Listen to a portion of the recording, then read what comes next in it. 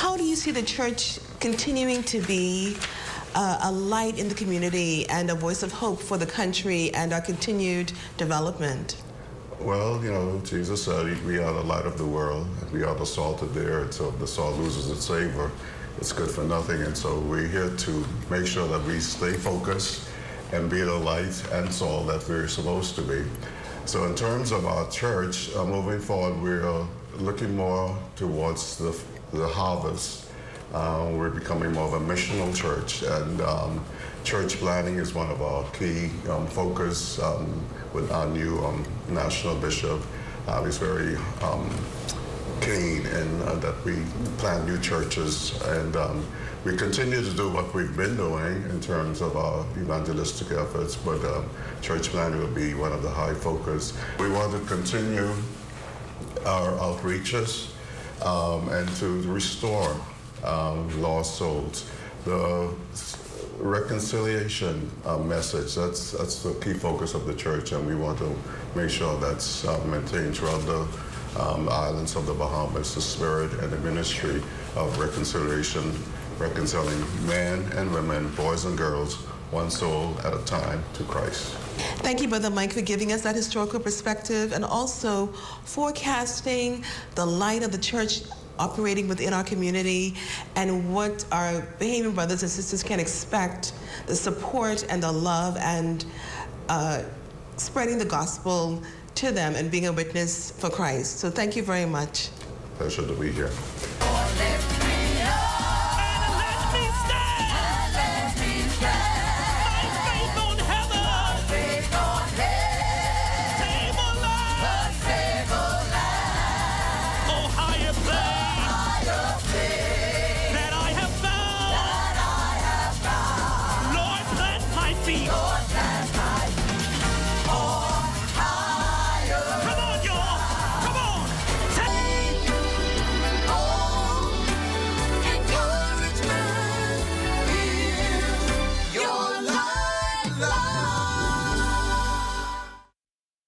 At Rusty Bethel Drive, I'm Paiswell Forbes. This is ZNS.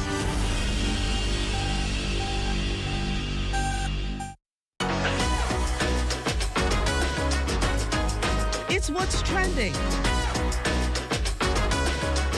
with Jiminita Swain and the Bahama Beauty at the Broadcasting Corporation of the Bahamas. From Studio A. It all starts right now. Welcome to What's Trending. I'm Jiminita Swain, your insider on all things bold, buzzy, and worth talking about. From the headlines lighting up your feed to the real issues shaping our world.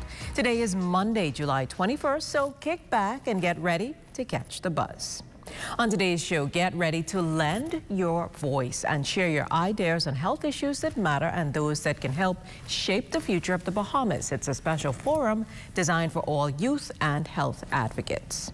Also, the summer months are here and the kids are out of school, so while many of them are attending summer camps, a local resort is also offering activities to capture their unique talents and skills. That and more after the break. You're watching What's Trending.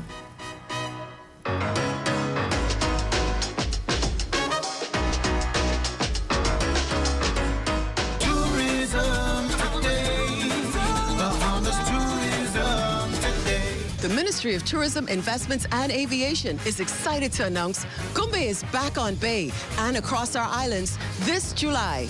Get ready, Bahamas! Goombay Summer Festival 2025 is here! From Bimini to Inagua, Goombay Summer is back and heating up across the islands of the Bahamas. 1971.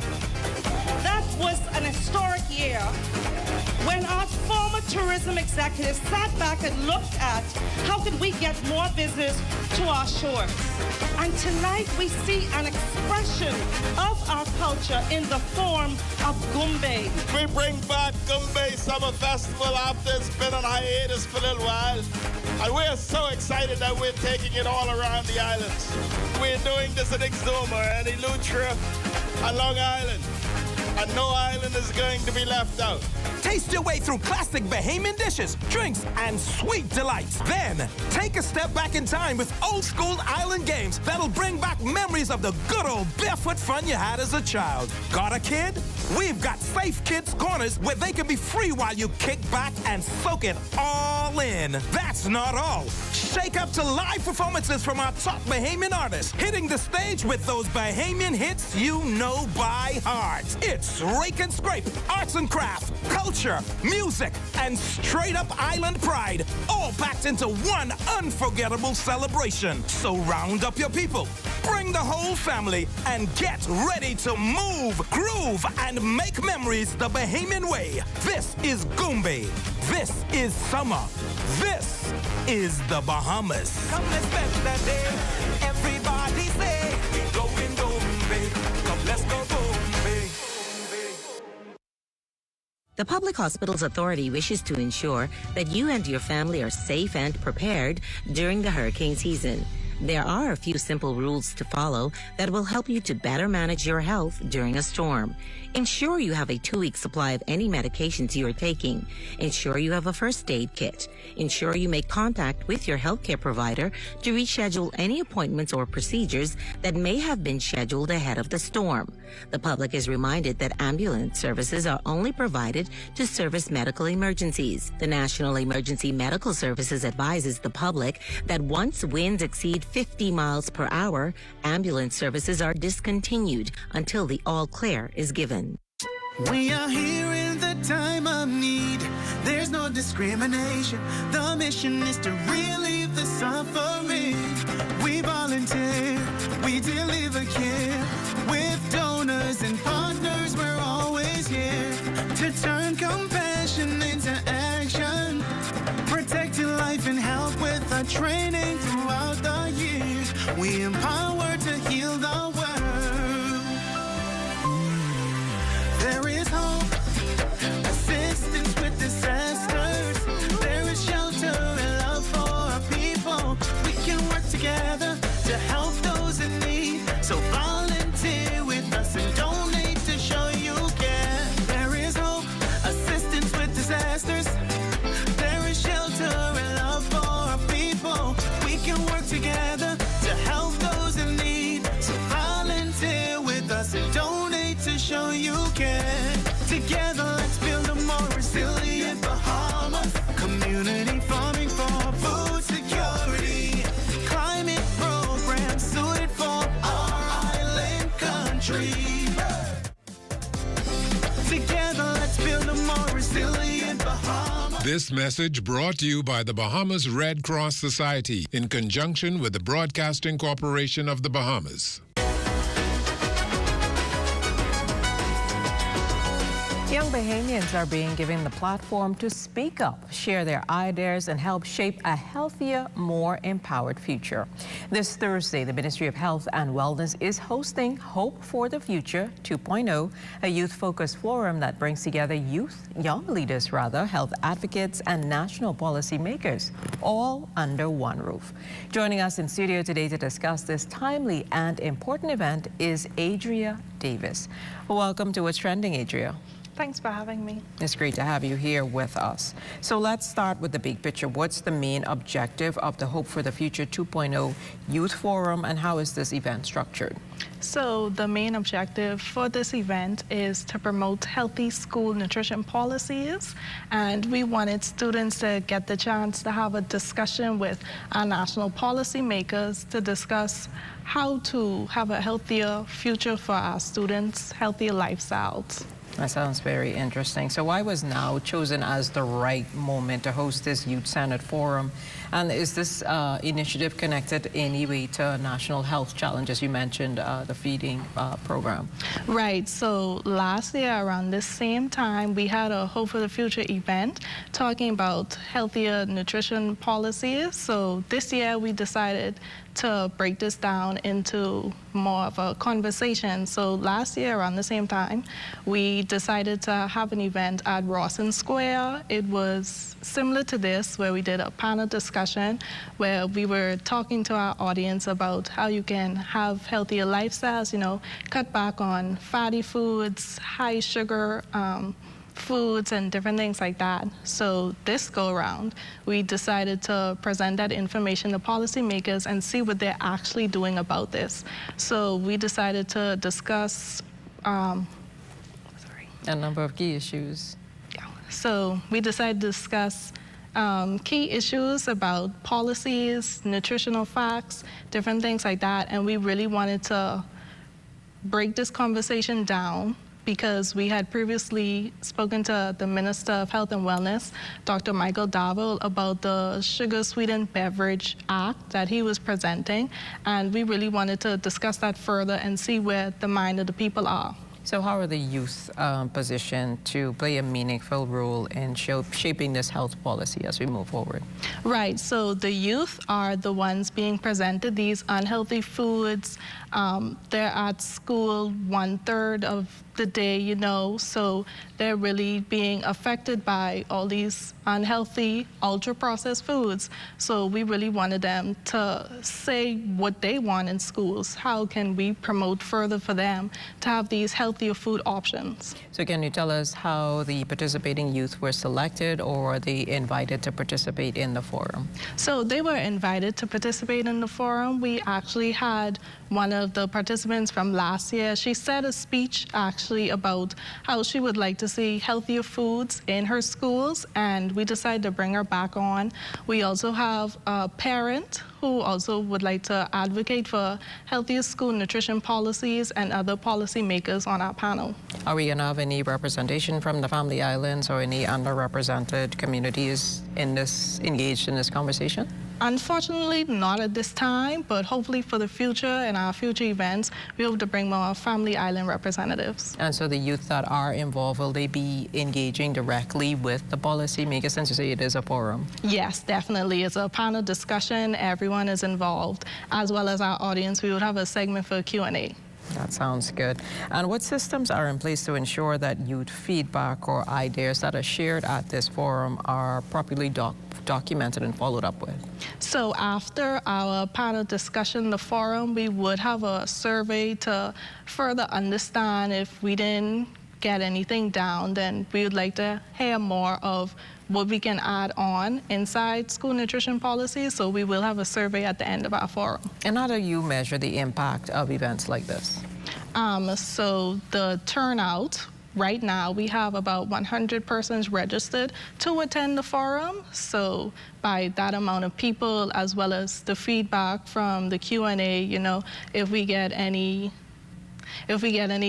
responses about what we can do, then so all of that information is collected. Right. That's great stuff. So are there opportunities for ongoing engagement beyond Thursday, say like mentorship, interns, or youth or advisory roles? So right now at Healthy Bahamas Coalition, we are trying to get more members to attend our meetings, advocating for promotion for NCD awareness and promotion. So after the forum, persons are able to contact us about that. And just remind our viewers the time, location of Thursday's event, so if they want to get involved, they can, and what they need to do to get involved. Right, so it's this Thursday at the Bahama Convention Center at 6 p.m. Registration starts at 5:30, and you can register through our link on our Facebook page at Healthy Bahamas Coalition. Awesome. Well, thank you so much, Adria, for joining us on What's Trending. We wish you and the coalition all the best in this event and your future endeavors. Thank you so much. Awesome. So don't go anywhere. We're heading behind the scenes at Atlantis for a look at some must-see events you don't want to miss. You're watching What's Trending. We'll be right back.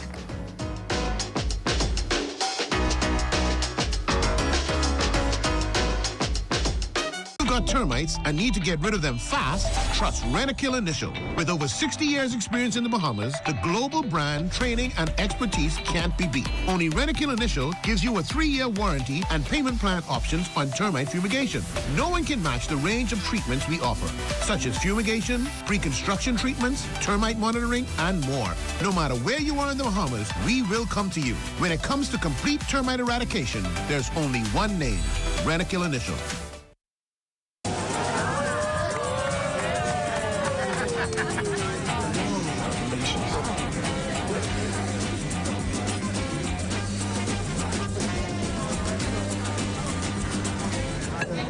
diet-friendly special.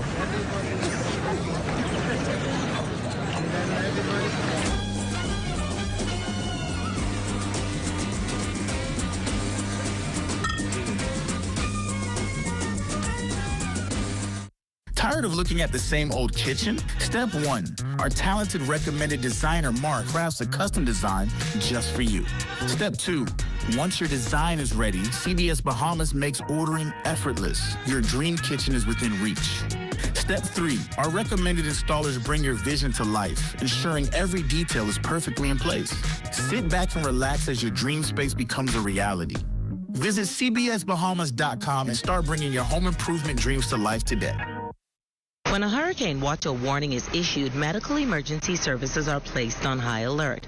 For many persons seeking medical care, defining what an emergency is can be difficult to assess given all that is occurring during the storm. The following basic guidelines are designed to help you assess your emergency. If you are experiencing symptoms like shortness of breath, chest pain, severe pain, disorientation, extreme vomiting or diarrhea, vision disturbance or suicidal thoughts, you should seek immediate medical assistance. If you are bleeding significantly or otherwise severely injured, seek emergency assistance immediately. Children presenting with symptoms like high fever and extremely listless or lethargic behavior need to be taken to the emergency room immediately. If you are unsure of the extent of your condition, you are advised to seek medical assistance immediately. Share your symptoms with the on-call doctor and get advice as to whether or not it can wait until normal business hours. Remember, emergency care is not a convenient option for basic medical care during a storm.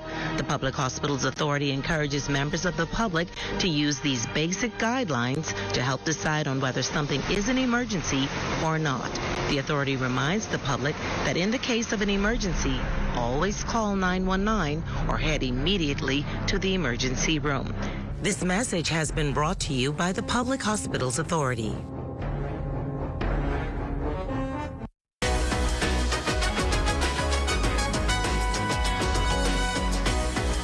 The Atlantis Resort, known around the world for its sprawling water park, vibrant marine habitat, luxury accommodations, and celebrity chef dining, is going all out this summer. From family fun to world-class entertainment, there's something happening every week. Joining us today is Marketing Manager Shanice Strawn, here to give us the inside scoop. Welcome to What's Trending, Shanice. Thank you for having me. So great to have you here with us. Now, Atlantis is always bringing the magic, but this summer it seems like something extra is happening. So tell us about your summer camps and kids adventures. What are some of the fun themes and experiences families can expect this year? So we would like to highlight 4 family-friendly and kid-friendly activities that we have going on this summer, actually happening right now. One of them right now is Rob Lake. Not sure if you've ever heard of the magic of Rob Lake. He's an exceptional illusionist, and he is having his residency with us right now until August 31st. We have been having a lot of locals, a lot of hotel guests leaving the show completely in awe. I have seen the show several times and I am still myself in awe, like, how did he do this? How did he do that? And it is a show that has a lot of audience participation, a lot of guest engagement. So we are encouraging locals to come out, see the magic show before it goes. And not just that, aside from that, we have a new program, a new guest activity that we are offering called Lost City Escapes. It is an escape room where you get to solve puzzles, solve riddles in order to complete a mission. And this is something that's perfect for groups and not just families, not just friends. If you're interested in doing something corporate, team building, you know, to get out of the ordinary, sip and paint out of the ordinary, pizza party, come and do the escape room, and these things are also affordable. So the magic show. Well, they definitely sound great, but let me just get into one question. You also recently had the premiere for the recent movie premiere that took place, that was shot at the Atlantis Resort. What has been the feedback from that experience? We have had a lot of traction from the media movie. A lot of guests are inquiring about staying at the resort, of course, staying at the water park. Now, some persons think that, okay, you have to pay to go on each ride, but you know, of course, that's just comedy. We do, the water park and everything is all included once you book with the hotel. So it has been really, really, really good feedback, and we are more than happy for this exposure. And obviously these summer camps are great, but looking towards the future, any sneak peeks at what persons can expect after the summer rolls out? Yes, of course. So we have, and you would have heard it here first, coming August 1st, and this is going to go through to November 15th, we have an AquaVenture resident rate. So you get to experience all that we have to offer, 141 acres of water park fun for just $70 for adults and only $45 for kids. You can't beat that. Steal of a deal. It's a steal. It's not the 700 that Medea spoke about. It's very little, very affordable, and we want to encourage you to come before the summer ends, and then once the summer is over, visit us again. And we understand that your popular Barbie Boardwalk experience, I think, is wrapping up as well. You want to talk to us about that? It is. So Barbie has been to Atlantis for a little over a year now, and we know that a lot of persons thought that this was going to be a staple, this was going to be something that was staying with us, but it was just a very year-long pop-up, and we are winding down to the end of the Barbie experience, where persons can come and play in the ball pit. It is the largest ball pit in the Caribbean. There are tons of Instagrammable moments, lots of photos that you can take. We have bubble mazes. And I mean, everyone is Barbie now. Like, Barbie is encouraging all of us to, like, get the Barbie within us, bring it out. Barbie, you can be anything. That is leaving us on August 10th.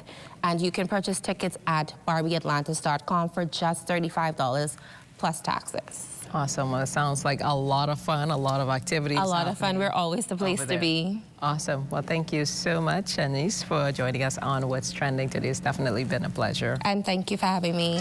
Wonderful, wonderful. Well, don't go anywhere. More fun, more buzz, and trending stories coming up after the break.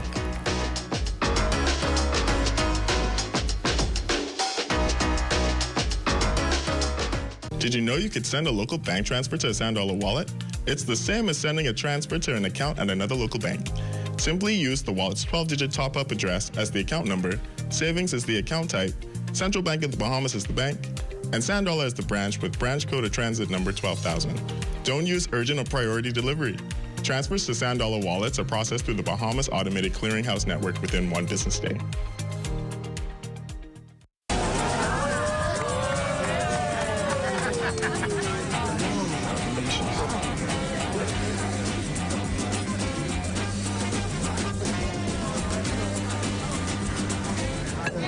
Diet-friendly special.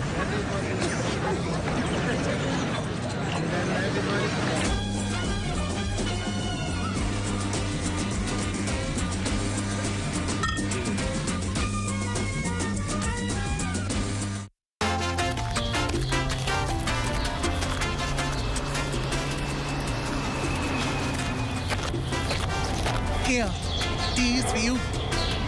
These must have got false bottom, because they look empty to me. Not for long. You taking us shopping right now. For what? Things you're gonna need in case you can't get out of your house after a natural disaster. We know when we had one hurricane around here. That's it. We get 2 lakhs. It ain't only hurricane, we gotta worry about, we could have tsunami, or we could have earthquake. And they don't give you no time to go shopping. What kind of earthquake? Scientists just find one faulty line over there by my corner. And even though they say it's stationary, it's there. So we need to go and get our survival kit. Like what? What you mean, like what? Plastic bag to put your important papers in, like water, medication, flashlight, radio, canned goods, things you need, things you might need, just in case you can't get out of your house after a natural disaster. These 2 plastic containers, the 2 of them could paint them up in their special colors so they could know what they're looking for when you send them to look for it. That's one thing I like about you. You always ready.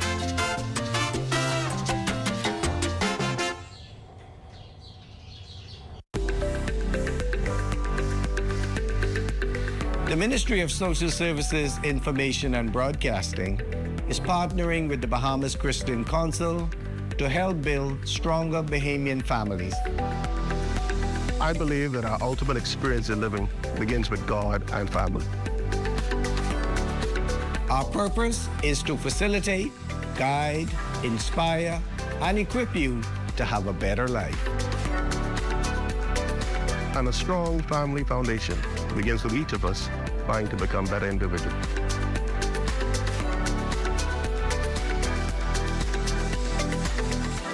Let's unite for a stronger Bahamas. This message is brought to you by the Ministry of Social Services, Information and Broadcasting, the heartbeat of the nation, leading Bahamians from dependency to self-sufficiency to economic empowerment.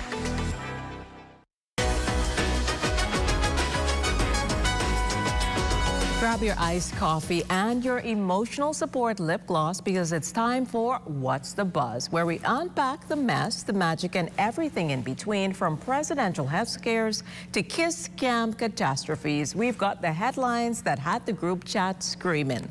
Let's get into it.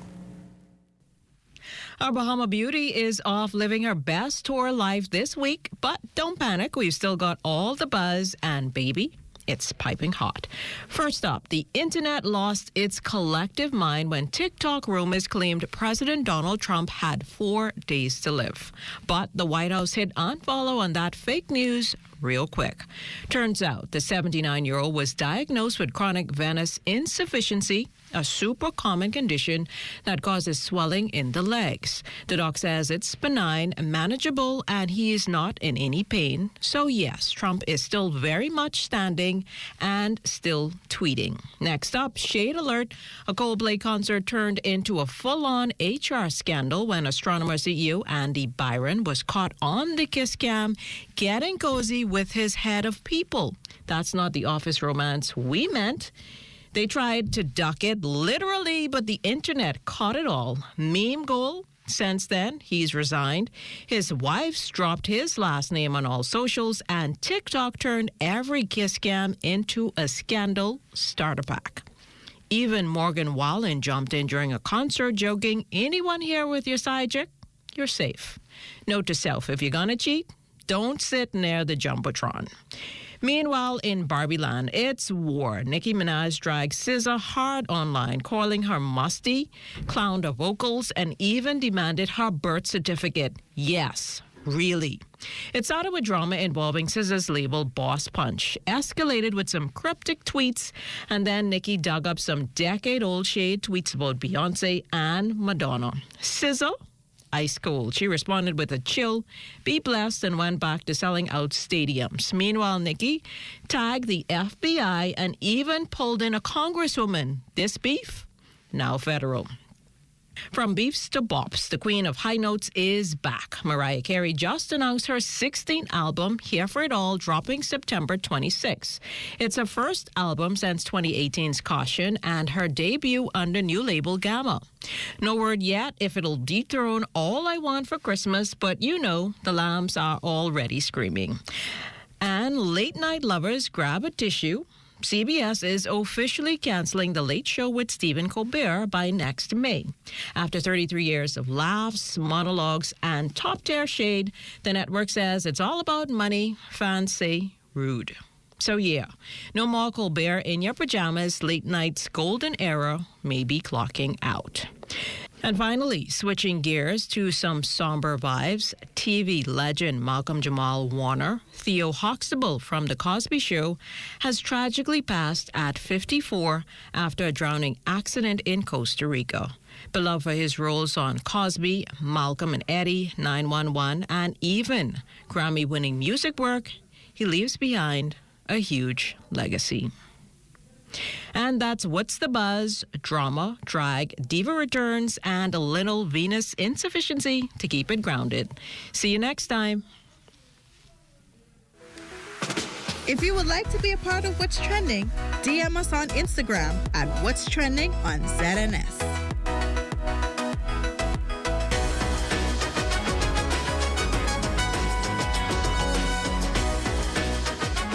Hey, ladies, where's the Dave? Oh, okay, thanks.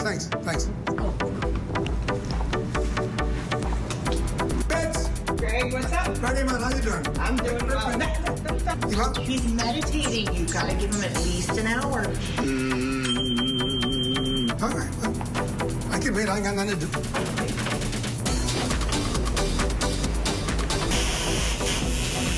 Been privatized now on to independent. Shop early to get your uniforms and catch Janae's Uniform Center's buy 4 get 1 free sale. Pre-monogrammed and regular school shirts, dry fit and cotton polos, jumpers, skirts, boys long and short pants, PE shorts, underclothes, tights, socks, neckties, belts, sleeping mats, hair accessories, and character work desk. Get 50% off backpacks, lunch bags, and raincoats. Buy 4 school shirts, get 1 free. Buy 2 skirts, jumpers, or pants, get the third 50% off. Need embroidery and monogramming done? Visit Janae's Uniform Center early. Beat the back-to-school rush. Janae's Chesapeake Road back-to-school special. Restrictions apply.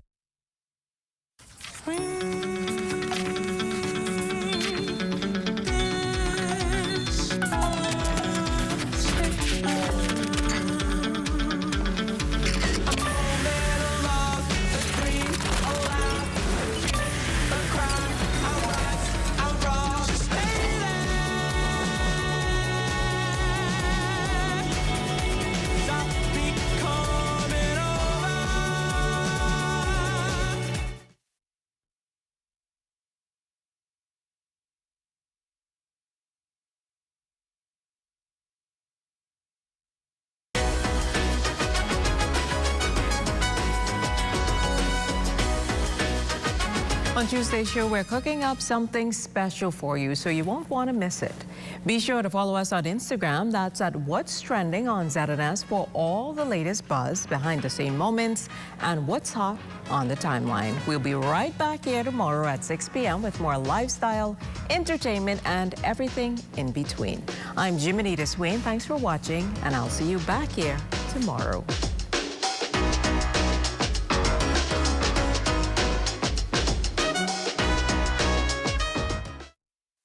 At the Broadcasting Corporation of the Bahamas, I'm Clint Watson, and this is ZNS.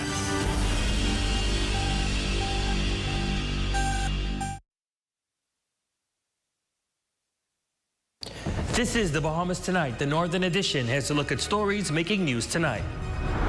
An accident on the waters of Treasure Key leaves 3 injured, 1 person airlifted for medical support.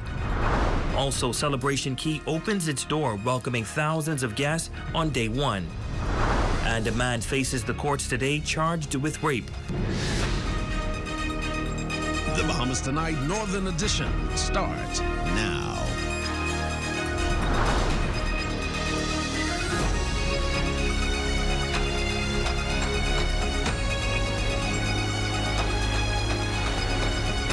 Good evening and welcome to the Bahamas Tonight, the Northern Edition. I'm Ramiko Knowles. Thanks so much for tuning in. Topping news tonight, a boating accident occurring off the coast of Treasure Key shortly after 6 p.m. on Sunday, July 20th, involving 3 Caucasian males. The incident prompted an emergency response from authorities in Abaco, according to Superintendent of Police Stephen Roll. Officers were dispatched after police received reports of the accident. Upon arrival, they observed a white 20-foot vessel at the scene.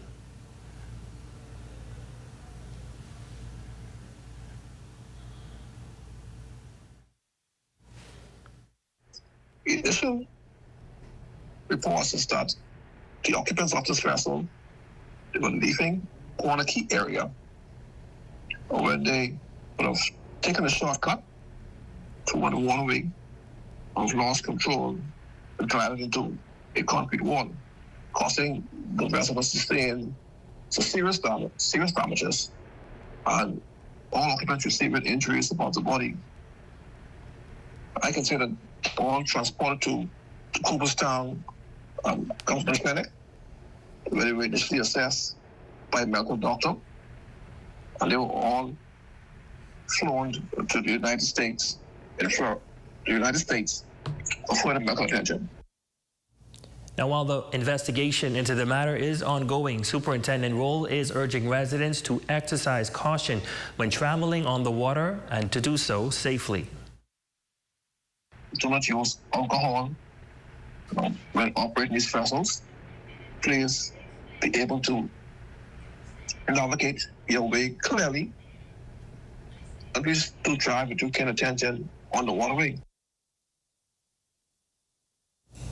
Well, after years of planning, delays, and determination, Carnival Corporation has officially opened its doors, welcoming nearly 5,000 passengers from the Carnival Vista during a historic Saturday arrival. Our Matthew Martinborough was on the ground for the milestone and found the details in this report.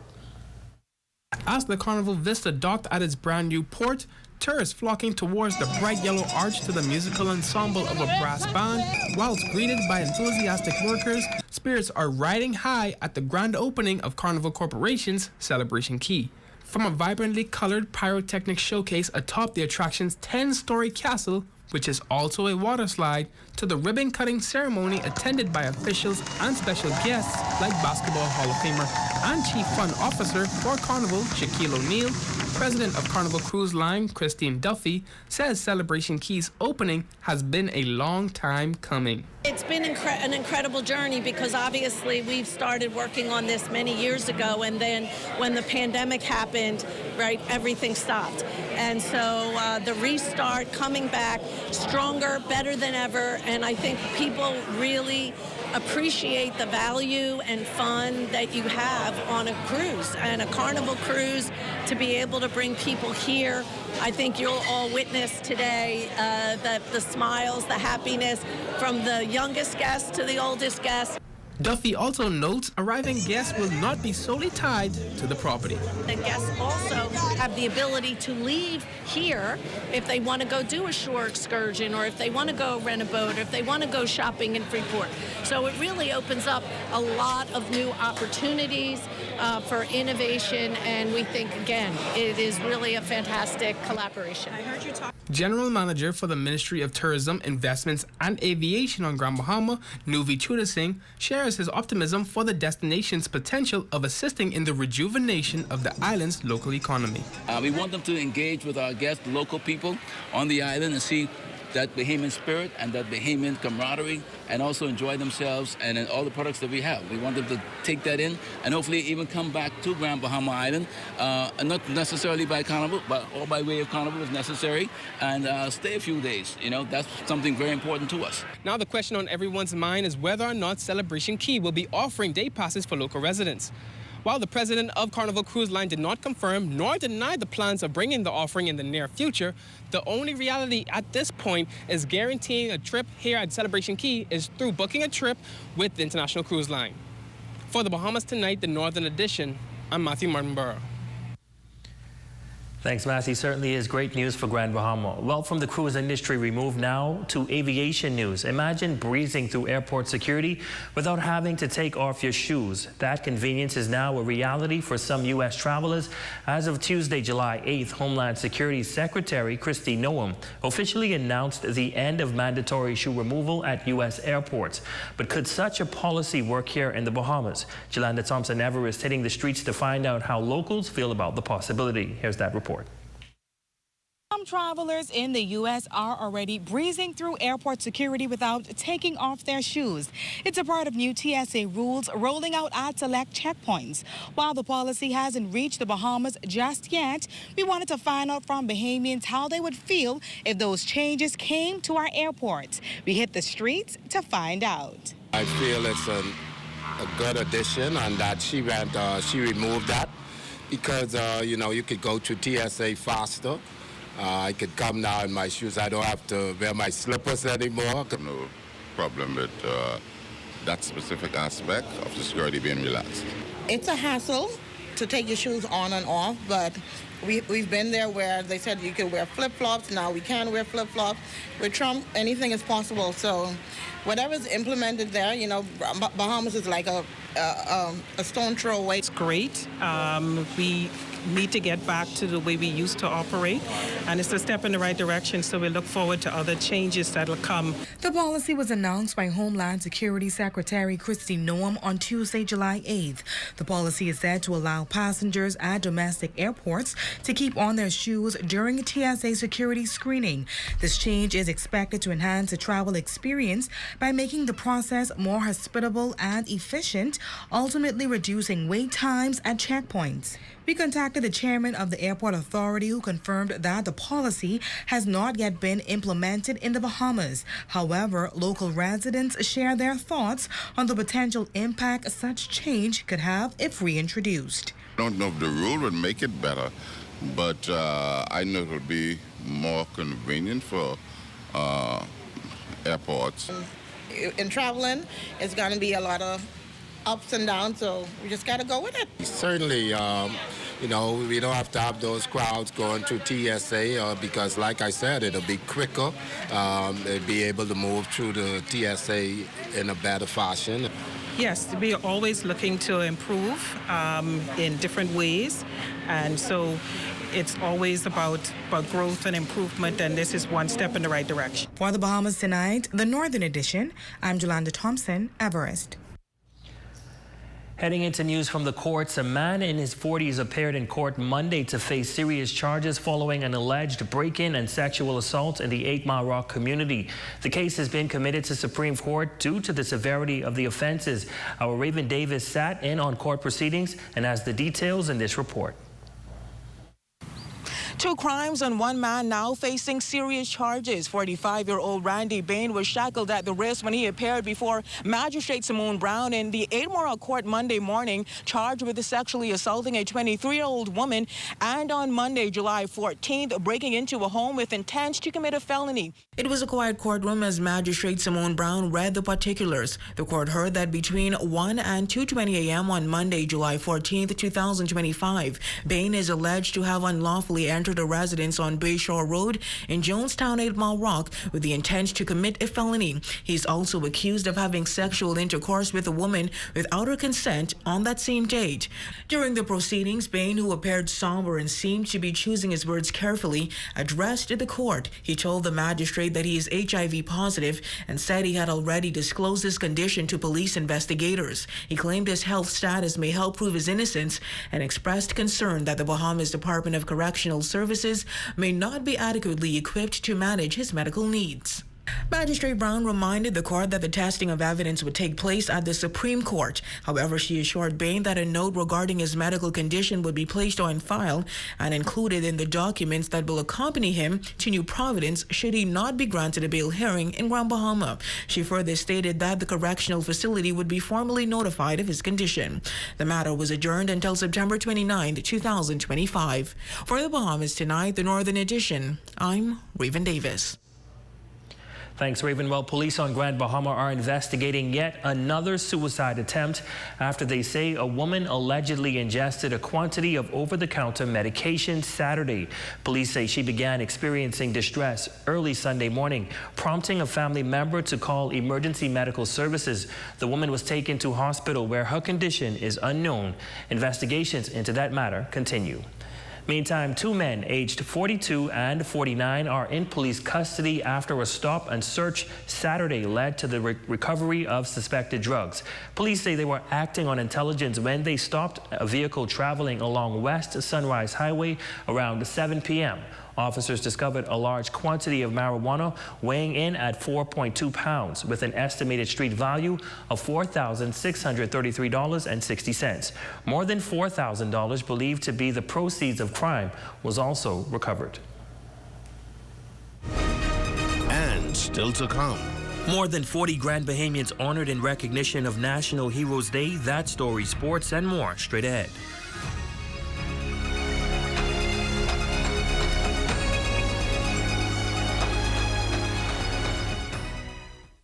Imagine a world where every brand knows your name and every store awaits your arrival. Elite shopping, travel where luxury is a lifestyle and every journey feels like home. Dine where every flavor is just for you, every table reserved, and every moment a taste of perfection. Make every big moment even bigger. Experience banking where wealth isn't just managed, it's maximized. Step into a world without limits. Commonwealth Bank, leader in personal banking services. Come on down and see what Dolly Madison has in store for you. Renovate and rejuvenate at Dolly Madison. Grand Bahama. Eagle Eye and Preston Knowles production presents, backed by popular demand, a man's point of view. The Encore, one night only, July 26 at 8 p.m. at the Regency Theater. Tickets are $40 and are available at the 17 shop and Imagine Graphics. Take your business to another level with Flamingo Bahamas Discount Saving Network. Get free TV and radio ads, local and international exposure. For more information, log on to www.flamingobahamas.com. Strength isn't claimed, it's built. At Heroic Concrete, every block is made with purpose, crafted to protect, poured to endure. From ready-mix to premium 8-inch blocks, we supply the strength our nation needs. Proudly made in Grand Bahama, built for hurricanes, built for legacy. Creating products to bring value to our lives and strength to our future. Call 820-4376 or email sales@heroicgrouplimited.com. Here at Freeport Decorators, we have hundreds of products for you to choose from. Whether you're in the market for trophies, plaques, rubber stamps, corporate signs, any kind of interior signage, stamps, or seals, we're your one-stop shop. We feature glass, acrylic, crystal awards for every occasion. We build all the trophies here on site. Looking for a gift item? We feature pens, key rings, mugs, tumblers, barbecue tools, even bamboo cutting boards. Have something already? Bring it on down. Let us see if we can print that special something on it for you. Need a headstone? Memorialize the memory of your loved one with a beautifully lasered granite marker. Our store hours are Monday to Friday, 9 to 5. We focus on customization. So if you have an idea or a new concept, bring it on down or call us at 352-5557 or even WhatsApp your idea to us at 646-0777 and we will do our best to make your awards and recognition ideas a reality. Have the following supplies on hand at the start of the hurricane season. A minimum 3-day supply of water, which provides 1 gallon of water per person per day. Minimum 3-day supply of non-perishable food items. Flashlights and extra batteries. A battery-powered radio to receive broadcasts that will keep you informed of the storm. A first aid kit. A 7-day supply of any prescribed medication. Don't be caught off guard this hurricane season. Be prepared. Your number one team in the North. Only the sun covers the Bahamas better. Welcome back. 47 distinguished Bahamians are set to receive national honors this October in observance of National Heroes Day. The awards will be presented by Her Excellency the Governor General Cynthia A. Pratt, with the service held in the nation's capital. A press conference was held at the Forster B. Pristina Auditorium, where several of the honorees were gathered to express their gratitude for the unexpected recognition. 47 individuals have been recognized for their outstanding contributions to the island of Grand Bahama. As a result, they will be honored during the 2025 National Honor Ceremony this October, where the awards will be presented by Her Excellency the Governor General Cynthia A. Pratt. So just how is the selection process handled? Well, the chairman of the One Bahamas Executive Committee notes that a rigorous and carefully considered process was undertaken in the selection of this year's honorees. Those persons in there had to be recommended. Submit a form to the National Committee in New Providence, and it's my understanding with various documents, a photograph, a short biography, and the recommendation. And the committee looked into it and made a decision as to which of the categories of the honors the person is qualified. Thompson adds that the recommended list is then submitted to the Cabinet of the Bahamas and the results is subsequently released to the press. As one of the honorees, he expressed that he is deeply honored and humbled to receive such recognition. Shock to me, because whoever recommended me, I was not aware of it until I was informed by a member of the committee 2 weeks ago. But I'm honored, highly honored. Other honorees share their sentiments on receiving this national recognition. Give God thanks. I thank on behalf of my mother, who is also being honored, and I think this is like a rare breed for our family. because Mom is being honored, Ricardo is being honored, and I am being honored. I'm to receive the awards, and I'm still in prayer for a better Bahamas. Congrats. I didn't really know. But I'm thankful that the government saw fit to honor me a second time, and I give God all the thanks and the praise. Thankful that after my many years of service in government, that someone felt that I deserved to be honored.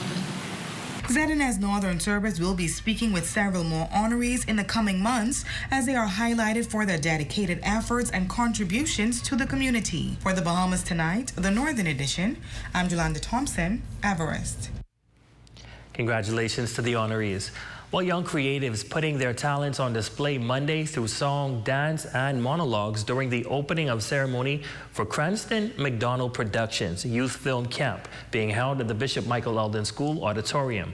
The camp is geared towards youth interested in a career in film, either in front of the camera or behind the scenes. Senator Kirkland Russell and Member of Parliament for East Grand Bahama Kwesi Thompson were among those supporting the camp that is being held for the third time. Bahamians are natural-born storytellers, and we know how to tell a good story. It is in our rhythm, our voices, our culture, and how we see the world. This special ability is the core of our creativity, and it is a powerful gift that can open the doors of opportunities and an exciting future. To see the potential that these talented young people have in Grand Bahama, it is a tremendous, tremendous benefit for us here in Grand Bahama, and I want to encourage you. Bahamians are some of the most talented people in the entire world. Tourism Development Corporation Director of Grand Bahama, Stephen Johnson, says he supports the initiative fully, while filmmaker Cranston McDonald thanks the community for their support, particularly of the nation's youth. More for production to make Grand Bahama the entertainment, as Minister Moxley said, she wanted this to be the entertainment capital of the Bahamas. We're well on its way. This is a huge, big deal that y'all are here supporting these kids. I'm telling y'all. I know, normally kids be like, why we gotta do all of this? Trust me, when y'all get older, y'all will understand. It's gonna make sense. It's now time for your Monday Health is Wealth tip.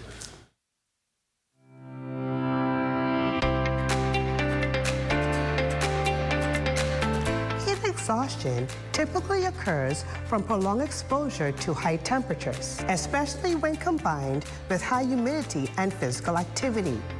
Common precautions can help you avoid heat cramps, exhaustion, or heat stroke if you wear loose-fitting, lightweight, light-colored clothing. Avoid sunburn, seek cool places, drink plenty of fluids, avoid alcoholic beverages, take extra precautions with certain medications, avoid hot spots, and let your body acclimate to the heat.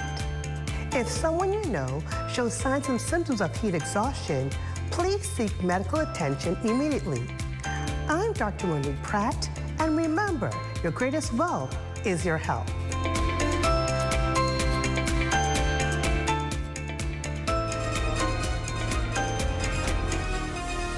And that's a look at stories making news. Jay, back again. What's happening in sports? Well, a popular volleyball camp is ongoing at St. George's Gymnasium. We was there last week. We'll have some highlights and some updates from that volleyball camp, Miko. All right, exciting. That's coming your way next. But first, a check on the local weather forecast. This weather forecast is brought to you by Royal Star Assurance. 'Cause it's so beautiful.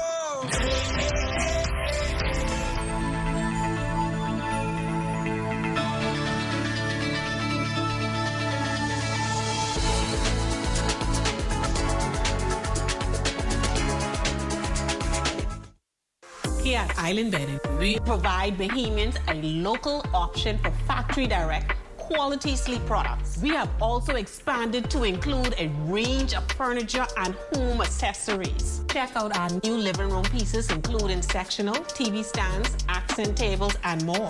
Come on down to Island Bedding and feast your eyes on prices you have to see to believe. Located at number 5 Queens Highway, across from Caribbean Veterinarian. Journey to a serene oasis.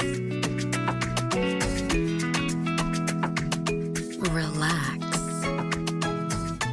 Rejuvenate. Renew. Welcome to Renew Day Spa. For appointments, call 352-RENU.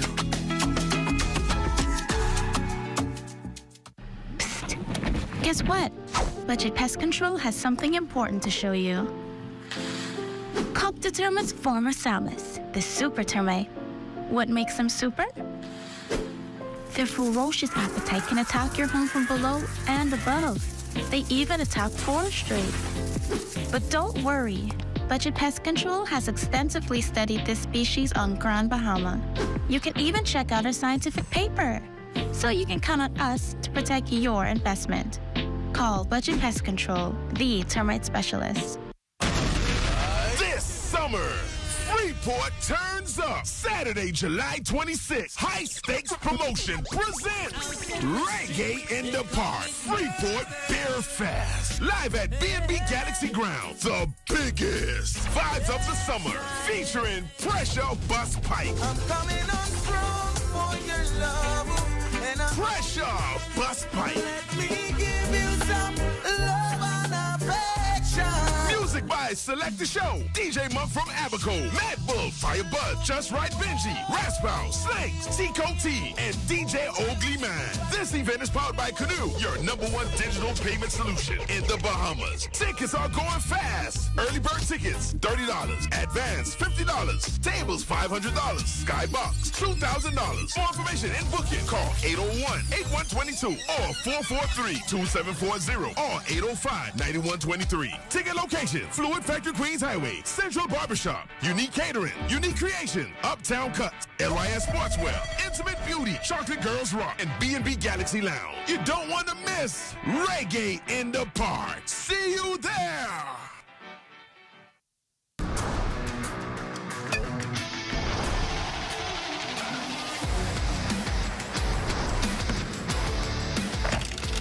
Good evening, ladies and gents. I'm Jay Philippe, and welcome to Sports Top and Sports. The Ministry of Youth, Sport and Culture summer camps are ongoing throughout the island of Grand Bahama. Its volleyball camp has been one of the most popular camps thus far, which has been held Monday through Friday over at St. George's Gymnasium. We have close to 100 participants. The kids, they're doing well. We have a lot of return students, so that enables us to have an advanced group. So I would dare to say a super advanced, because we're to the point where we're actually teaching them system volleyball and the proper positioning. So we currently have 3 main groups. We have our beginners, intermediate, and the advanced, and everyone has been progressing from day one. We had a few juniors that would have played with us at the Bahamas Games, and we had our Battle of the Islands tournament in June. So we had a handful of high school kids that played, and some of those kids are out here today, and they are interested in advancing and getting to that next level to be hopefuls for the Bahamas junior national team. Next in sports, the NACAC Senior Track and Field Championships is less than a month away. The event, which is scheduled for August 15th through the 17th in Freeport, will attract some of the top athletes in the world. The United States, Canada, Jamaica, Bahamas, Puerto Rico, Trinidad and Tobago, Barbados, Mexico. I'm not saying they might be coming. They have confirmed. We have numbers from these countries. Like I said, there's over 33 countries, and I can't call them all by name, but those were the larger numbers of delegations we have coming in and getting ready for the event. And that's your quick check on sports. Your Facebook friend of the day is next. I'm Jay Philippe. As always, be blessed.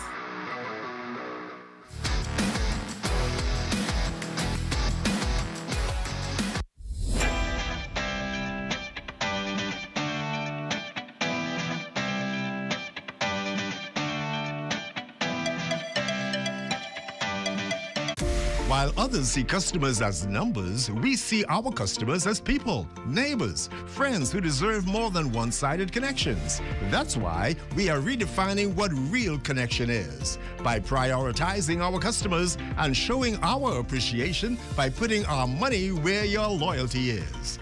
BTC customers, claim your $200 Bahamas Air gift card when you add postpaid mobile to your internet plan. That's loyalty that flows both ways. What is Business Fit? Business Fit is a group health insurance package offered by BAF Financial. What are some of the benefits of Business Fit?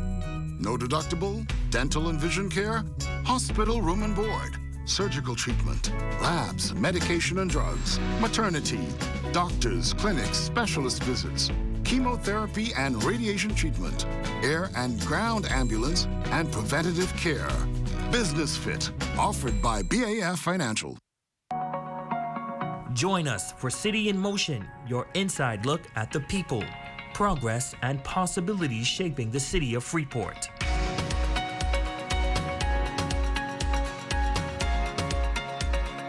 Each week, we bring you the stories behind the movement.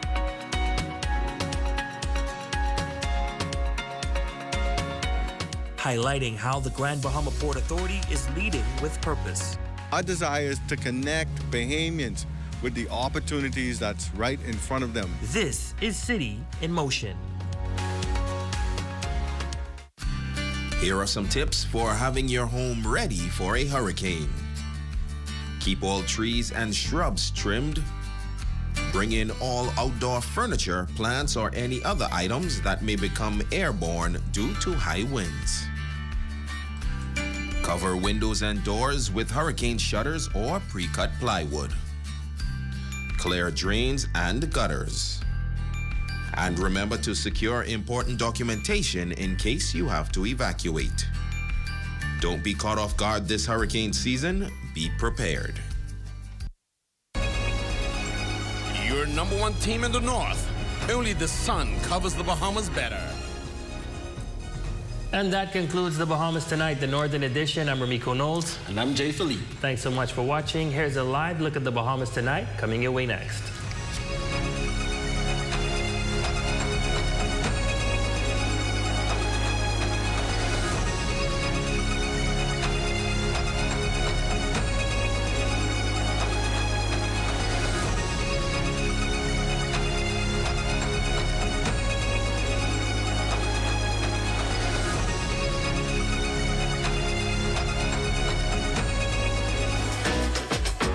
Welcome to What's Trending. Join me, Jiminita Swain. And me, The Bahama Beauty, Monday through Thursday at 6 p.m. Only on the ZNS Network.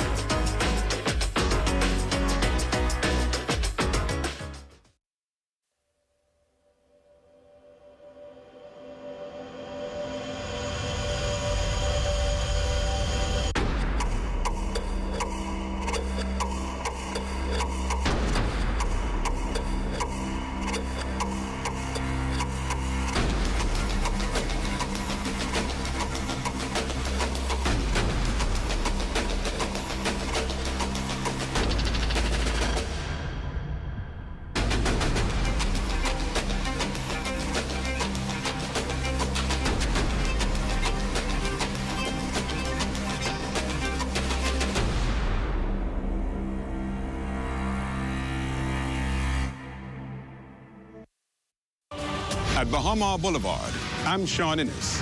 This is ZNS.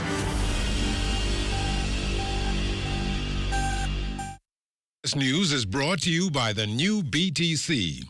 Fiber is here. Faster, stronger, more reliable. Together, we are unstoppable. Switch today. Coming up in the Bahamas Tonight, what happens in the wake of Normanski downsizing? We have the Director of Labor on the fate of those laid off and plans for those retained. Also, the union comes down heavy on the AMMC head.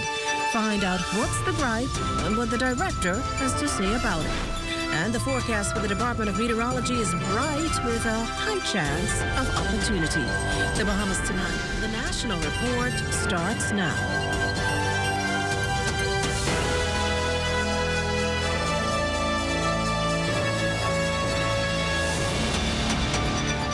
Good evening, everyone, and welcome to the broadcast. An early morning multi-agency operation on the ground Norman's Key following reports of immigration breaches.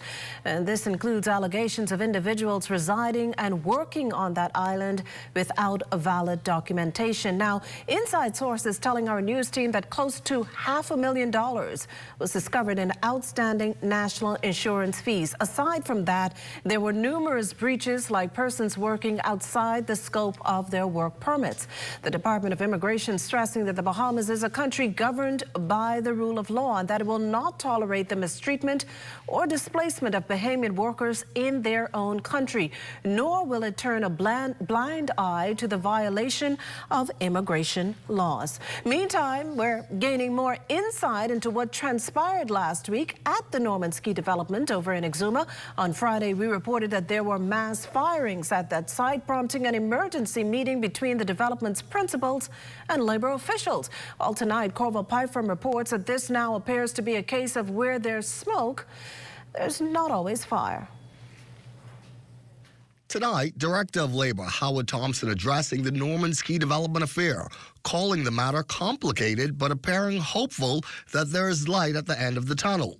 His comments come in the wake of downsizing and restructuring exercises at the remote private island off the Exumas, where at least 30 people, 10 of them foreign workers, were laid off last week. Thompson confirming in a statement that he, along with Labor Minister Pia Glover-Roll, participated in a Zoom meeting with officials from the development, describing those discussions as productive. Thompson saying, quote, "Past mistakes by the company were admitted and a firm resolution for those mistakes to never happen again was communicated." This restructuring exercise at Norman's Key follows earlier claims of alleged abuses and labor violations at the development, which prompted a multi-agency investigation, resulting in the work permits of 3 senior expat executives being canceled.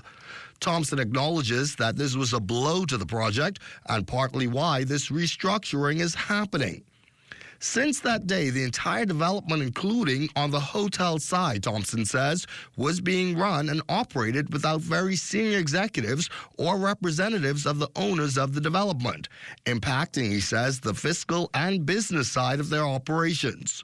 Following that earlier investigation, Labor Minister Glover-Roll addressed the matter with ZNS News, insisting at the time that the allegations made were being taken seriously, vowing then to get to the bottom of the issue. Some consequences that are being felt, and we're looking to ensure that we protect workers across our country, in particular on those remote keys where there's the thought that they're so far away that nobody's watching. Well, the Bahamas Department of Labor and the Bahamas Immigration Department, we are watching. Meanwhile, Thompson says the department will mobilize to assist those Bahamian workers who have been disengaged, and a meeting, he says, is planned for those remaining workers still engaged as a means of allaying fears and concerns. He expressed optimism that new opportunities for Bahamians at the Norman's Key site should come on stream later this year. For the Bahamas Tonight, I'm Corval Pyfrom. Still on labor news, concerns raised regarding disciplinary action taken against a staffer at the Antiquities, Monuments and Museums Corporation. In this next report, our Lloyd Allen tells us what the director has to say about it. Turmoil brewing at the Antiquities and Monuments and Museums Corporation as its head, Don Cornish, addresses a number of concerns raised by some employees. I can't speak to the staff because they haven't said those claims before me or anybody else. Cornish there addressing a staff grievance, one born out of an employee questioning why he was possibly being fired. Cornish, however, claims no wrongdoing. There's a union representative here. That individual represents all of the issues that are covered on the industrial agreement. And there's a process by which they would bring those claims forward. So I can't go based on what they tell a news reporter. Now, when asked about a previous request to address concerns about his leadership, Cornish said no such meeting was requested. That was not an issue that was in the public domain. It was a dismissal issue, and that has been settled. as far as I'm aware. Now, following this, we also spoke with an executive from the Bahamas Public Service Union who informed that in recent weeks, there were at least 2 matters they've intervened on. One involving an IT personnel, the other a security officer. And in both instances, they claim that mismanagement at AMMC is causing further challenges and may lead to industrial action. PPSU President Kimsley Ferguson was not available for comment when contacted. Reporting for the Bahamas Tonight, I'm Lloyd Allen. We're going to turn our attention now to the city center, where a piece of downtown Nassau is no more. The famous Levy building, which has been home to the Ministry of Agriculture, was just a short time ago brought down in a demolition exercise. Our Corval Python was there to capture this moment in history. He joins us now with more. Corval? No big boom, not the stacks of dynamite, Makusha, that those of us who are adrenaline junkies would have liked to see here today. But what we are witnessing is impressive nonetheless. The Levy building, rather, which has stood here for many decades, is, well, we're beginning to witness the beginning of the end of this building that once played home to the Ministry of Agriculture, AMMC, as well as BAIC. Joining me here this afternoon is Deputy Prime Minister and Minister of Tourism, the Honorable Chester Cooper, and what an afternoon this has been. Well, I call it progress. We're seeing the demo here of a building that had been condemned for a long time. It's a part of our revitalization of downtown. We're making significant progress. This is the 13th building that we are demoing here in downtown. It's a signal of revitalization, rebirth, and I hope that this demo is the beginning really of the transformation of this space. It's an iconic space. We hope that the Levy name will continue in whatever comes here afterwards. But it's right here on the harbor. It's downtown proper. And, you know, I can foreshadow great long-term impact here on the overall project. What's going to replace this site? In the short term, we're going to beautify the space. We're going to ensure that the frontage is some beautiful trees and palms or whatever the experts suggest.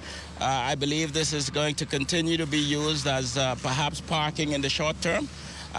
Medium, long term, we hope to go out for a request for proposal for Bahamians to redevelop the site.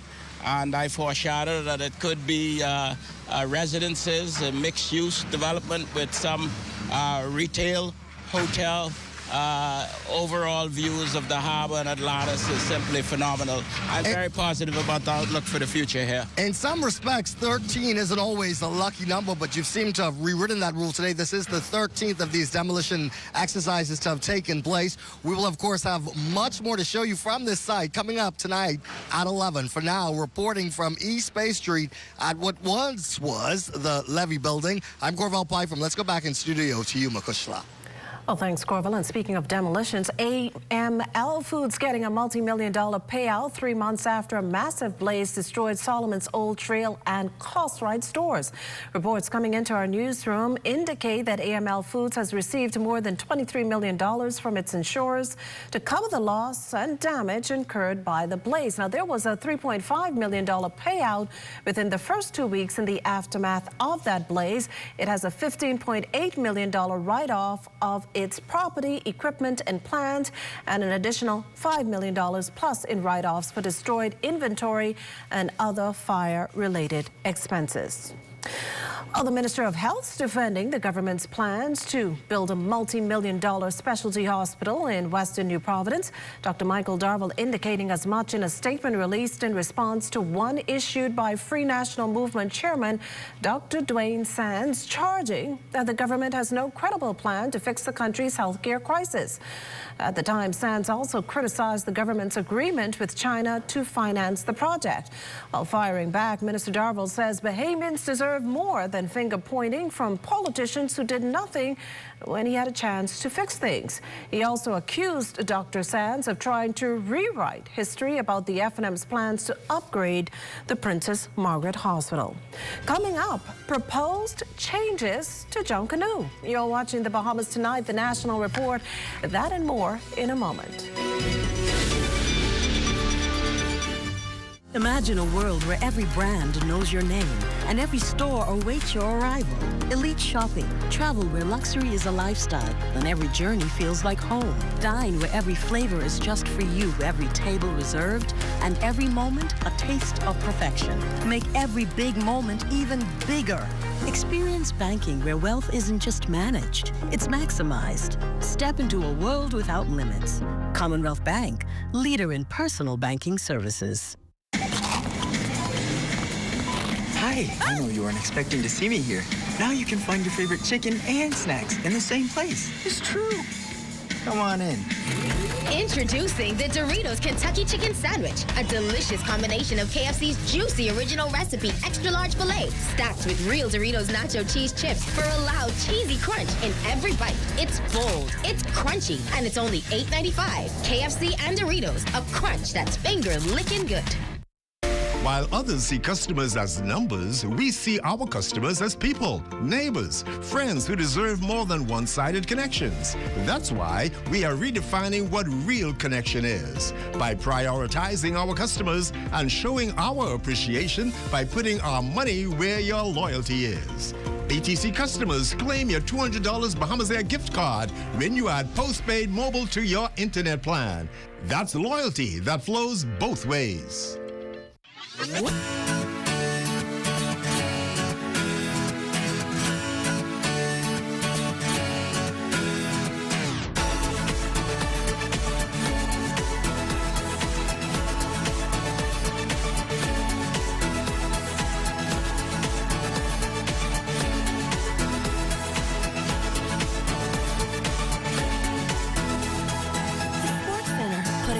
Back into school. As a professional graphic artist, I work from anywhere in the world. When I travel, I try to keep up with my paperwork and bills as much as possible, utilizing NIB's ESS, or Employee Self-Service Portal, to submit my monthly payment and to upload my contribution statement makes life easier. The portal is pretty easy to use too. I consider it to be user-friendly. It asks all the necessary questions to guide me through uploading my contribution statement, and I like that it calculates my payments. The NIB representative who showed me how to use the portal, she was patient, friendly, and knowledgeable. I used to fill out my contribution statement manually and visit an NIB office every month to make payments. But now the ESS portal allows for the entire process to be completed online in a time-efficient manner. Like, yay, thank you, that's done. You should sign up today at ess@nib-bahamas.com.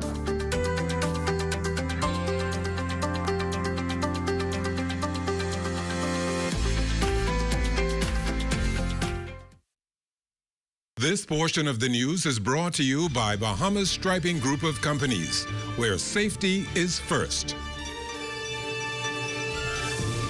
Well, you're looking at a shot there of West Bay Street here in the capital. Welcome back.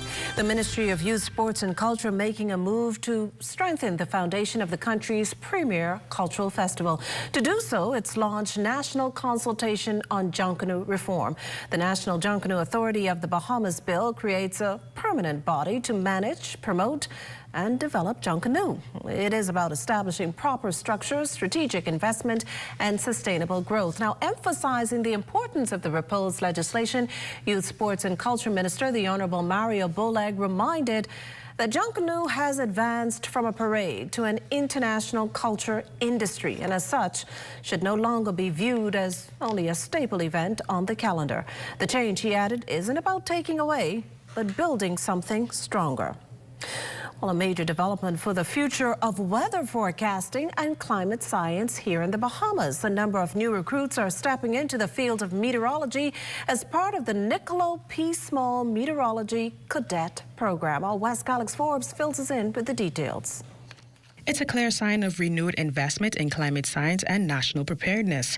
12 individuals on Monday were recruited by the Department of Meteorology alongside this year's third cohort of cadets, both representing a new generation of weather professionals in the Bahamas. Welcoming the groups into the fold, Energy and Transport Minister, the Honorable JoBeth Kobe Davis. The Department of Meteorology has not recruited to this extent in over 20 years. And because of this, much is riding on your success and performance.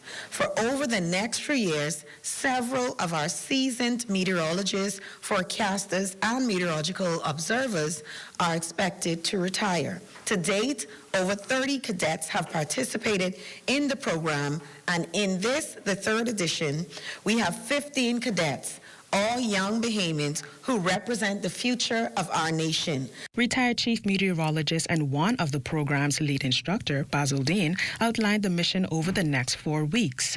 Cadets will receive instructions on weather and how weather works. They will be taught how to interpret satellite images and radar and computer model data. The cadets will visit the weather instrument enclosure and air traffic control services at Lynden Pendleton International Airport and also at Freeport International Airport. According to the minister, with the help of the Bahamas Aviation, Climate and Severe Weather Network, scholarship opportunities will also be available for young Bahamians in the field of climate science.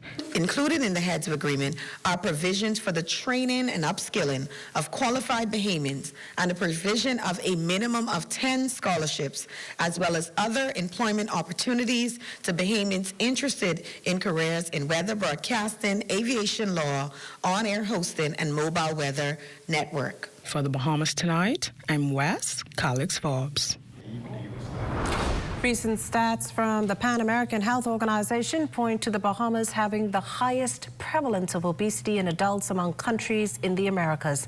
In adolescents and teens, the Bahamas is second only to Chile. Startling numbers that have prompted a local physician to spread public awareness about the danger to society. CEO and Medical Director of Mount Olive Medical Center is Dr. Katroya Oliver.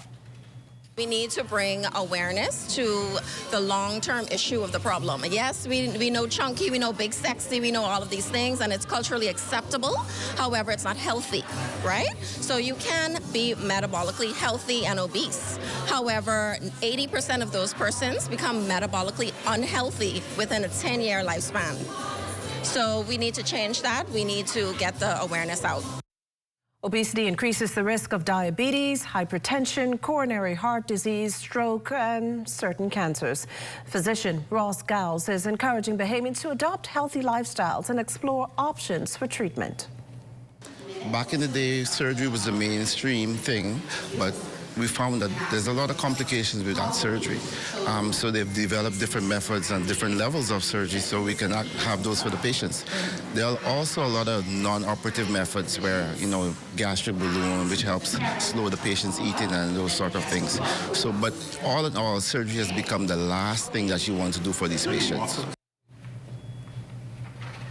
The wider Caribbean community also feeling the significant loss of former Ambassador A. Missouri Sherman Peter, who died last week in New York. CARICOM issuing a statement heralding Sherman Peter as a luminary in regional and international diplomacy with a career spanning significant roles that profoundly impacted the Caribbean's engagement on the global stage.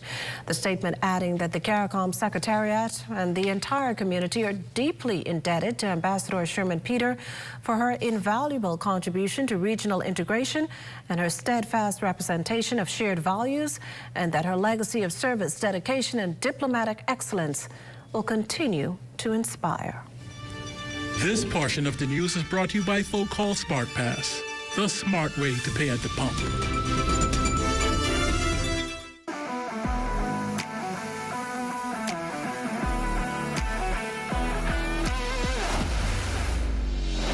Bahamas Striping Group of Companies, we have been in Exoma now for the past 4 years, carrying out our paving program. A part of our company's philosophy is to do some work to international standards. So when you look at our paving division, we have a state-of-the-art lab to do all of our testing in-house, as well as a state-of-the-art asphalt plant with a trained technician carrying out the work on that site. The overarching goal of our company is to produce the work that we're doing in the entire Bahamas to international standards. We also make a difference by the training of our staff. We have a very intensive training program going on to where we are teaching young men how to learn the art of striping. Being a young man myself, I've made mistakes in the past. I was given a second chance to better my life, and it's only fitting that we pass it along. What's important for us is giving them a second chance for them to get a skill and a career that could take them further in life.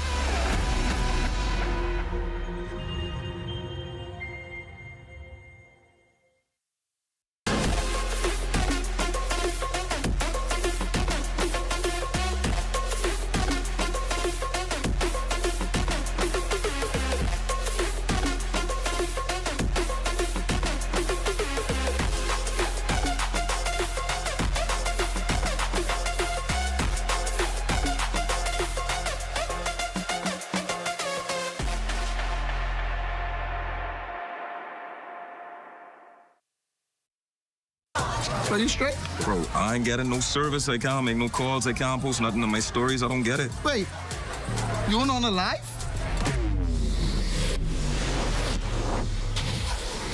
Shad, come, let's fix that. Come. This one needs saving. Pour them over, please. Say less. Sign up today. Enjoy 5 gigs on us with select prepaid plans when you port your number to Alive, or 3 months free Alive Fiber services when you port your landline. Throughout our lifetime, we must all make decisions. No matter how we choose, the right one just needs to be made. Like having J.S. Johnson Insurance Agents and Brokers as your insurance partner. We've been serving the Bahamas for over 100 years. Whether you need home, motor, marine, or commercial insurance, make the right decision. Call 397-2100 or visit jsjohnson.com. JS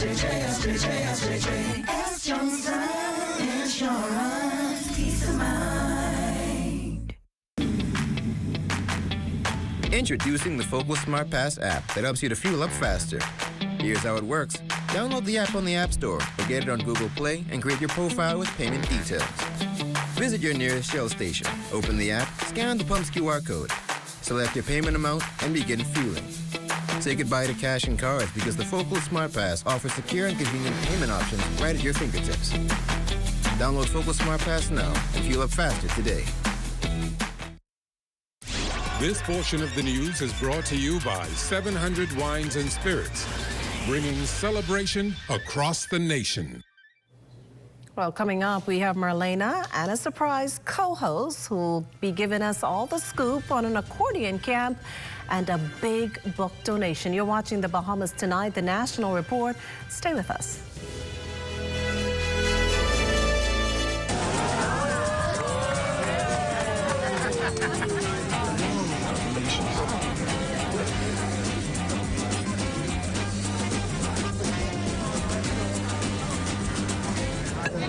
Diet-friendly special.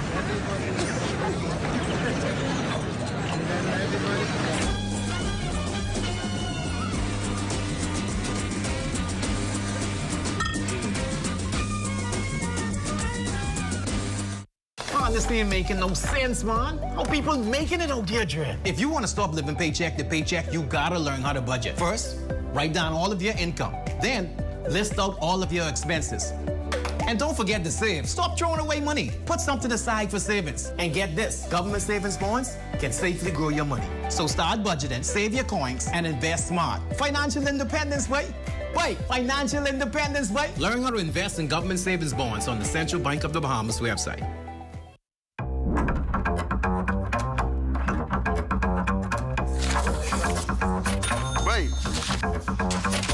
What you doing, man?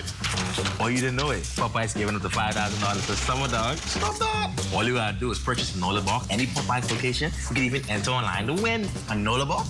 What that is? That's a chicken sandwich, 2 tenders, fries, apple pie, drink for $13.95. Shop early to get your uniforms and catch Janae's Uniform Center's buy 4, get 1 free sale. Pre-monogrammed and regular school shirts, dry fit and cotton polos, jumpers, skirts, boys' long and short pants, PE shorts, underclothes, tights, socks, neckties, belts, sleeping mats, hair accessories, and character work desk. Get 50% off backpacks, lunch bags, and raincoats. Buy 4 school shirts, get 1 free. Buy 2 skirts, jumpers, or pants, get the third 50% off. Need embroidery and monogramming done? Visit Janae's Uniform Center early. Beat the back-to-school rush. Janae's Chesapeake Road back-to-school special. Restrictions apply. Throughout history, from bartering in ancient markets to the invention of paper currency, convenience has been at the heart of the way we pay. As time marched on, so have we, from barter to cash and cash to digital. Whether you pay with an online bank transfer, digital wallet, or contactless card, with digital payments, options abound. The world never stops evolving, and neither should you. Choose freedom, choose flexibility, choose convenience. The future of pay is digital. Visit us online at livedigitalbahamas.com and on social media.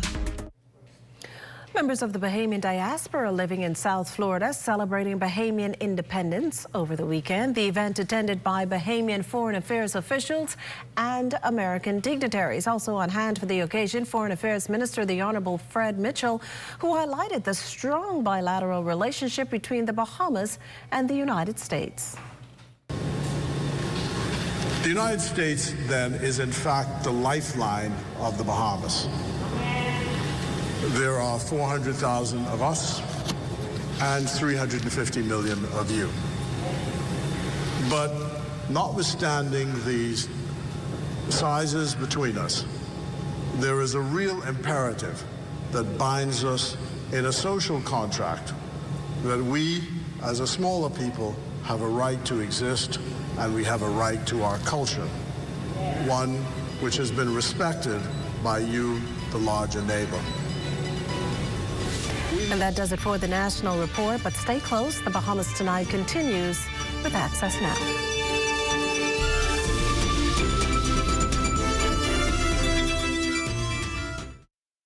Promotions in association with We Are Family Entertainment and Tango's Entertainment presents Praise Break 2025, featuring international gospel sensation Kevin Dowswell, Bree Babineau, and the First Lady and Queen of Gospel, Reverend Shirley Caesar. August 9th, alongside your favorites, Nikisha Barnes, Tia Johnson, Joyne Gibson, E-Man, Sharon J, and DJ Godson at the Nassau Cruise Port Amphitheater. Gates open at 6:30 p.m. and concert starts 8 p.m. sharp. Tickets are now available online and at all ticket locations at LSD Couture, Kids Teen Closet at the Mall at Marathon, and Catwalk Boutique. Tap into luxury at Lux Mary and Things Natural Limited. This ad is sponsored by Galilee College, Nassau Cruise Port, Breezes Hotel, Joy FM, ZNS Network, The Beat, Elite Concepts and Solutions, We Buy You Sell Group of Companies. Tourism today. Bahamas tourism today. The Ministry of Tourism, Investments and Aviation is excited to announce Goombay is back on Bay and across our islands this July. Get ready, Bahamas! Goombay Summer Festival 2025 is here! From Bimini to Inagua, Goombay Summer is back and heating up across the islands of the Bahamas. 1971. That was an historic year when our former tourism executives sat back and looked at how could we get more visitors to our shores. And tonight we see an expression of our culture in the form of Goombay. We bring back Goombay Summer Festival after it's been on hiatus for a little while. And we're so excited that we're taking it all around the islands. We're doing this in Exuma and Eleuthera and Long Island. And no island is going to be left out. Taste your way through classic Bahamian dishes, drinks, and sweet delights. Then, take a step back in time with old school island games that'll bring back memories of the good old barefoot fun you had as a child. Got a kid? We've got safe kids corners where they can be free while you kick back and soak it all in. That's not all. Shake up to live performances from our top Bahamian artists, hitting the stage with those Bahamian hits you know by heart. It's Rake and Scrape, arts and craft, culture, music, and straight-up island pride, all packed into one unforgettable celebration. So round up your people, bring the whole family, and get ready to move, groove, and make memories the Bahamian way. This is Goombay. This is summer. This is the Bahamas. Come let's spend that day. Everybody say, go in Goombay. Come let's go Goombay. 'Tis the season of the campers. A new type of camp is in town, an accordion camp. Our Lyle Maycock has the details straight ahead. And after celebrating 100 years of existence, St. Agnes Anglican Church receives 3,000 books from a happy donor, so stay close for that. Plus an art and agricultural showcase. It may sound strange, but once Dungalik Studio is involved, it's always amazing. And coming up in sports, pastors and politicians clash at Peace on the Streets.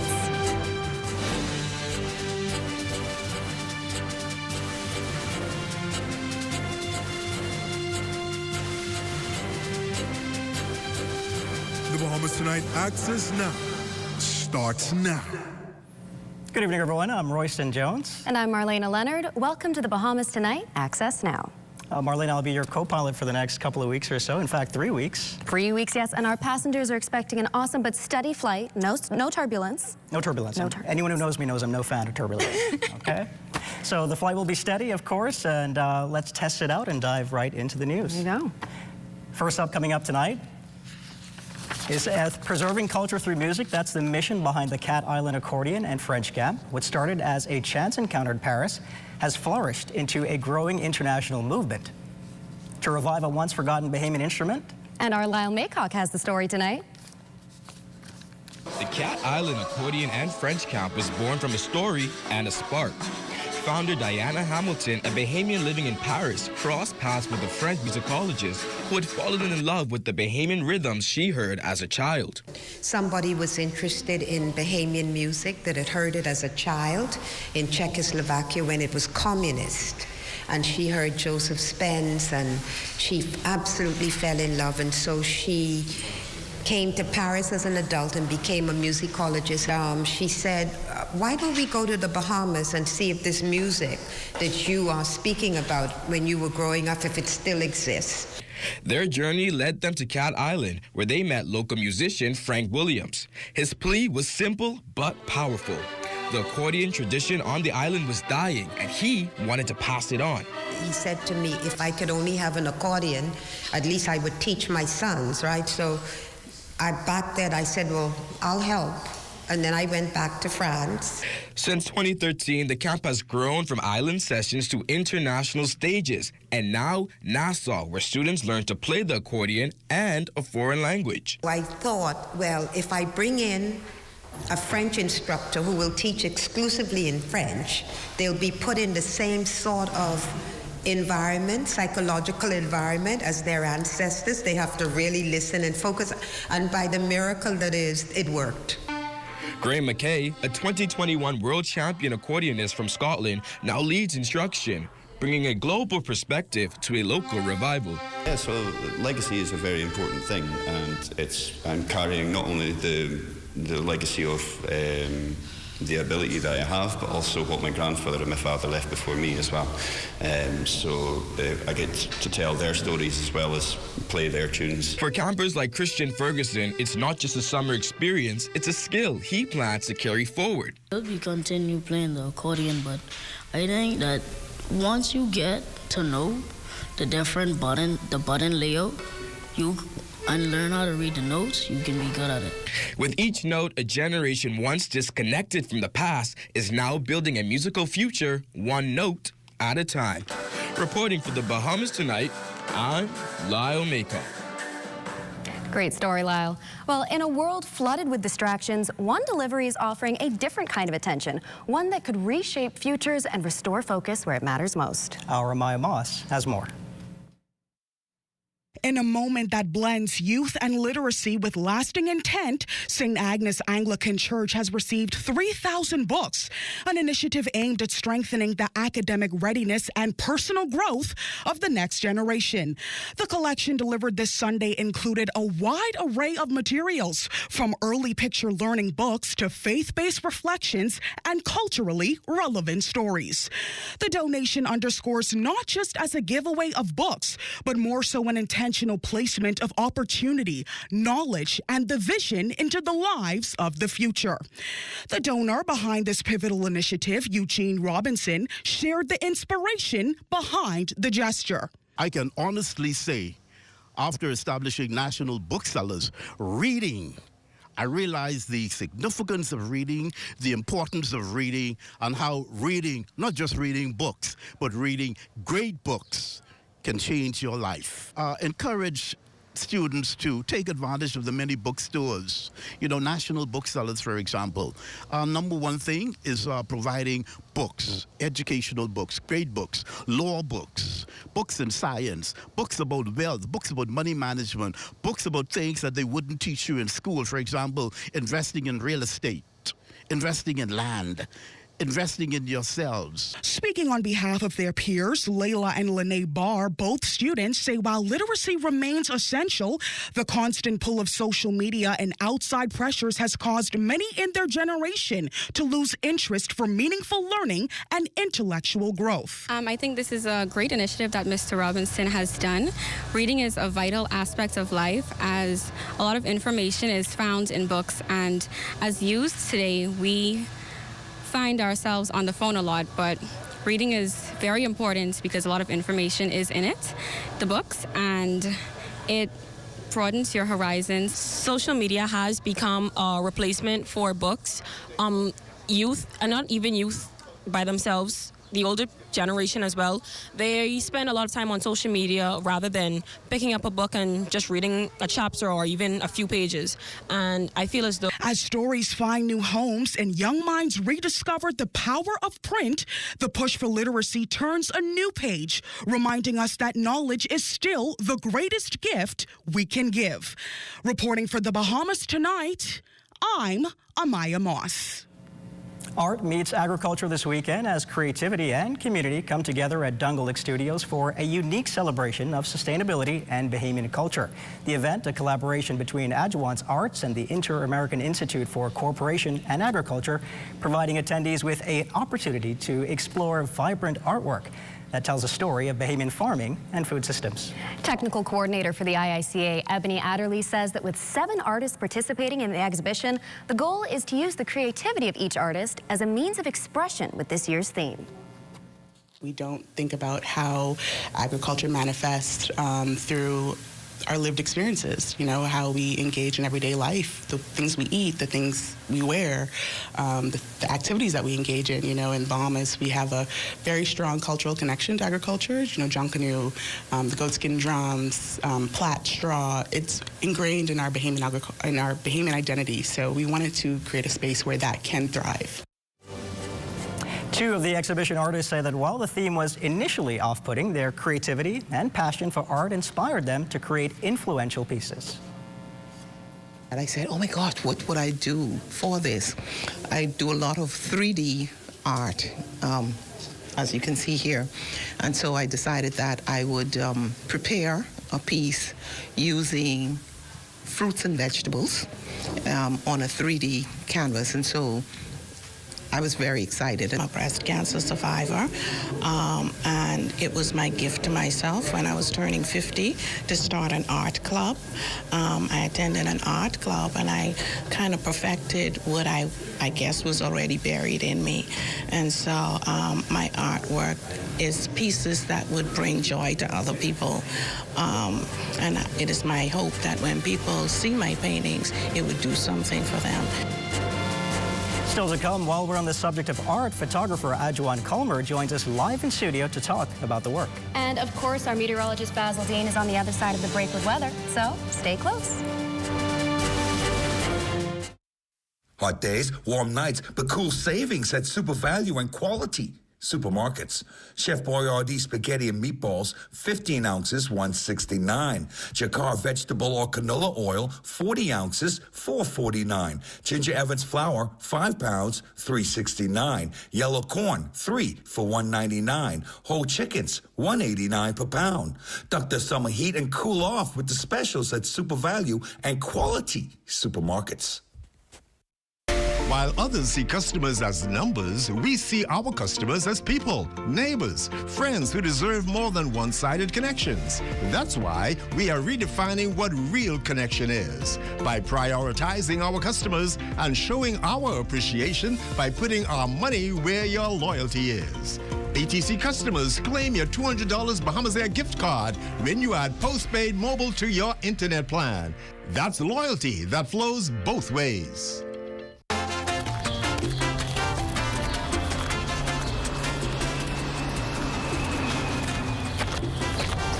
Here, these for you. These must have got false bottom, because they look empty to me. Not for long. You taking us shopping right now. For what? Things you're gonna need in case you can't get out of your house after a natural disaster. We know when we had one hurricane around here. That's it. We get 2 lakhs. It ain't only hurricane, you know, we gotta worry about, you know. You know, we could have tsunami, or we could have earthquake. And you know, they don't give you no time to go shopping. What kind of earthquake? Scientists just find one faulty line over there by McGuana. And even though they say it's stationary, it's there. So we need to go and get our survival kit. Like what? What you mean, like what? Plastic bag to put your important papers in, like water, medication, flashlight, radio, canned goods, things you need, things you might need, just in case you can't get out of your house after a natural disaster. These 2 plastic containers, the two of them could paint them up in their special colors so they could know what they're looking for when you send them to look for it. That's one thing I like about you. You always ready.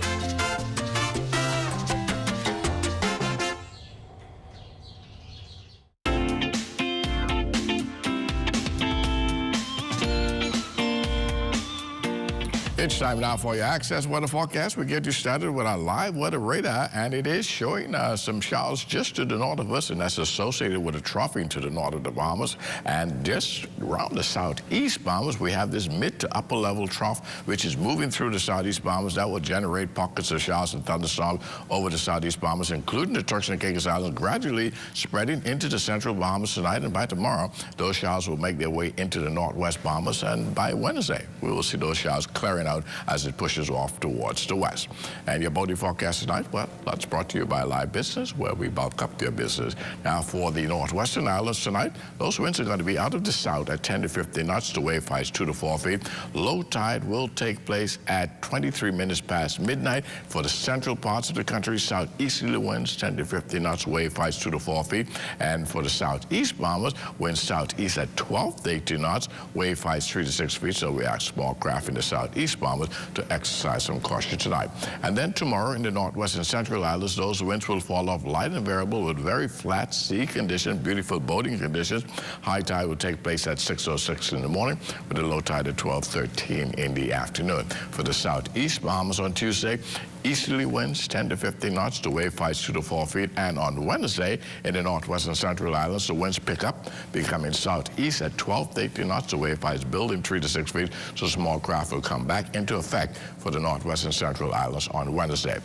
High tide, that will occur at 7 to 5 in the morning with a low tide at 1:11 in the afternoon. And for the southeast Bahamas on Wednesday, southeast winds 15 to 20 knots, very rough seas, 4 to 7 feet over the ocean. So caution flags are also in place for the southeast Bahamas on Wednesday.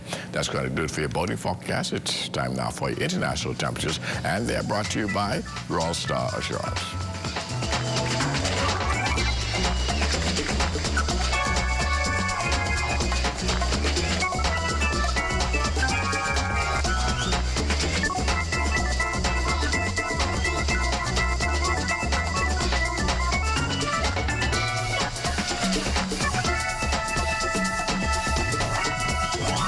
International temperatures brought to you by Royal Star Assurance. But join me at 11 o'clock for a full weather update. Marlena.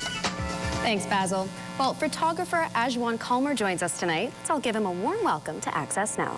Welcome.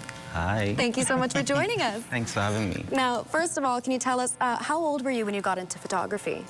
So I think I was about 16, 17.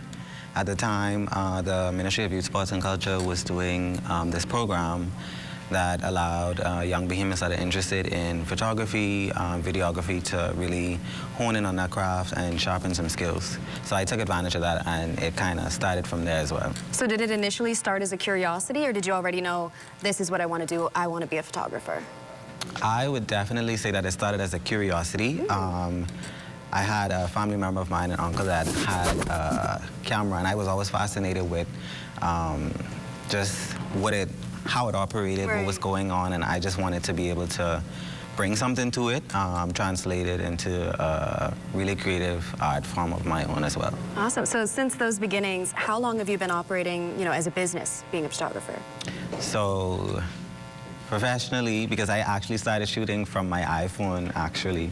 I was going to ask you about that later. Yeah, so like after I graduated, that was the pandemic and all of that. So I just started finding creative ways to use my phone and just kind of capture from there. Yeah. So I was going to say, I feel like a lot of people probably feel limited by whether or not they feel like they have the right equipment. Would you have any advice for someone who is feeling like they would love to get into it, but maybe it's not the right time because I don't have the right camera? I'll definitely say start with what you have. Definitely get creative. There's no right way, there's no wrong way. Whether you have the most expensive equipment to the cheap one. Just the phone. Just the phone. Just get creative, have fun, and you'll definitely see the magic that you can create. Just developing that eye. Definitely. So when it comes to your photography, what kind of photography do you find yourself doing most often professionally?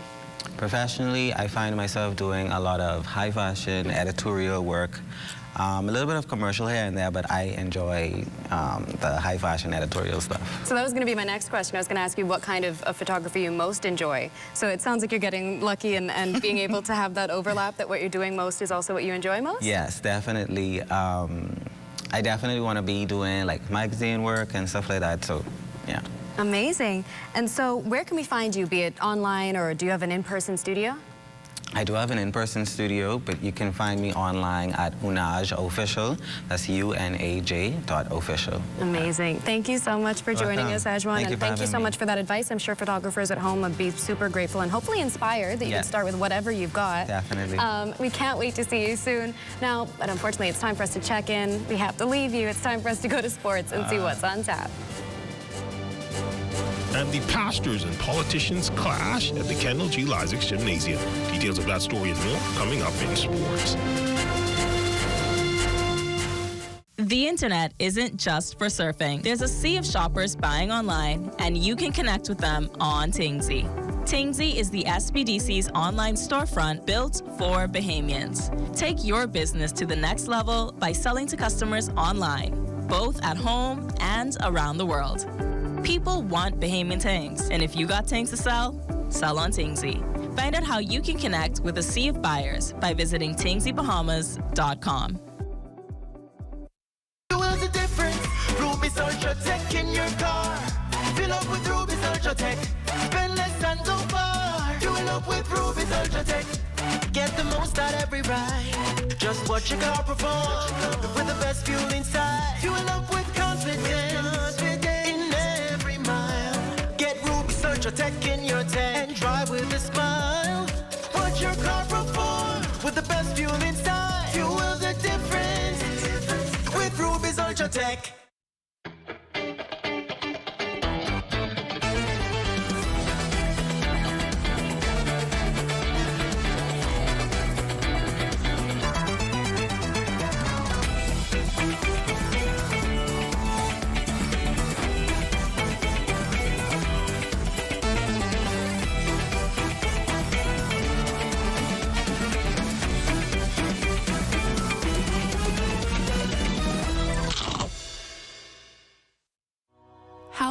Is the greatest gift. That's where we come in. Bahamas Medical and Surgical Supplies is a premier distributor of medical equipment, as well as medical and surgical consumables. Our engineers are always on hand, providing top care service that saves lives. We carry a wide selection of over-the-counter and prescription items, IV fluids, and other injections. Our products are state-of-the-art, and our entire team stays on top of cutting-edge technology. With more than 2 decades of dedicated service, Bahamas Medical and Surgical Supplies continues to be a trendsetter and innovator in healthcare. We have set ourselves apart by truly caring for our customers. We understand the intricacies of healthcare, and we produce spectacular results. We cherish our partnerships and nurture our friendships as we continue on our quest to help everyone maintain that wonderful gift of good health. Find us on 95th Terrace, Centerville, and now located in the Lucaya Shopping Center of Freeport, Grand Bahama.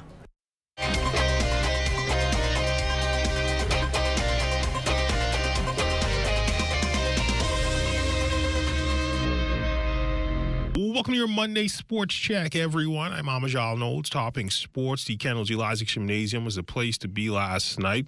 It's facing off yet again. It would be the pastors and politicians on the final night of the Michael Scooter Reed Peace on the Streets Basketball Classic.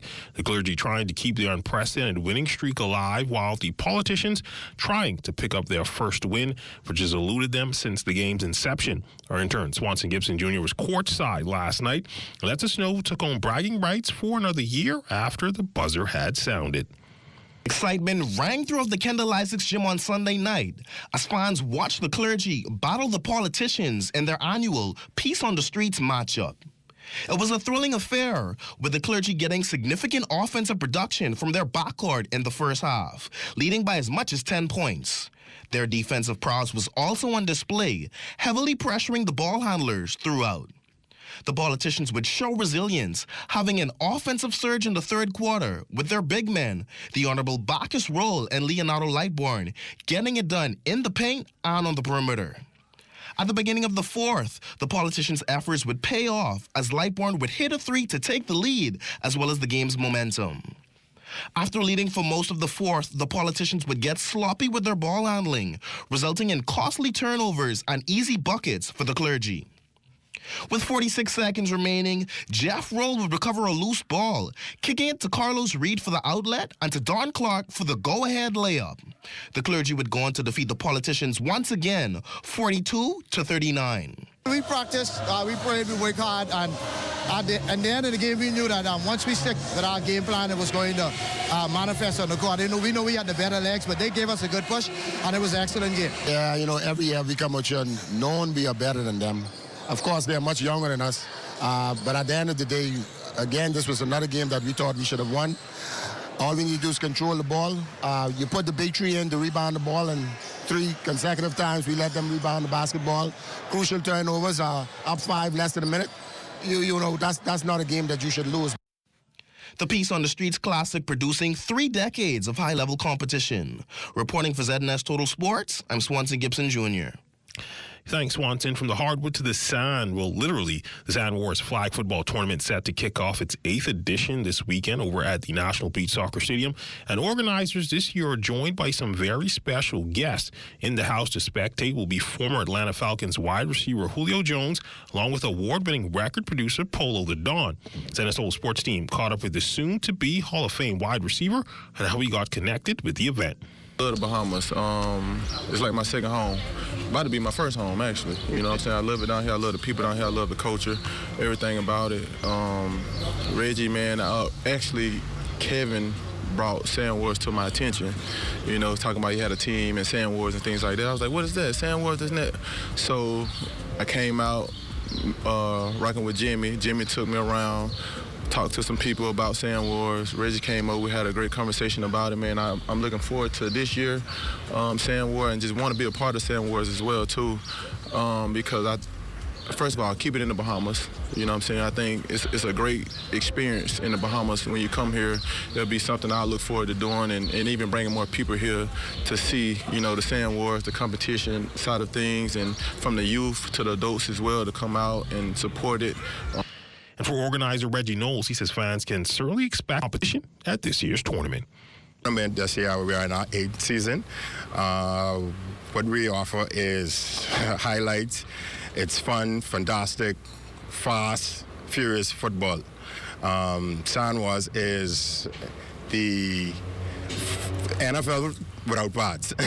But when it comes to what we have to offer, we have a lot of teams, so international teams coming in. We have 16 teams available this time. We have 2 teams coming in from Cayman. You have 2 from Abaco, 3 from Freeport, and the other remaining teams are from Nassau. As we look at your sports on this Monday, until tomorrow, I'm Amajal Knowles, signing out.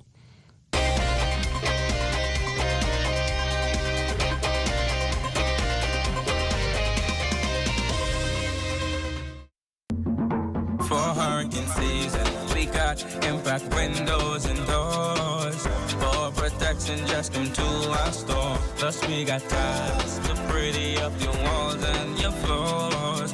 We'll help you brighten up for that big bad storm. Porcelain tiles, blank tiles, mosaic tiles, a variety of styles. These 14s get right, they gotta be rough. That's why we got the best deals in the whole Bahamas. Hey, hey.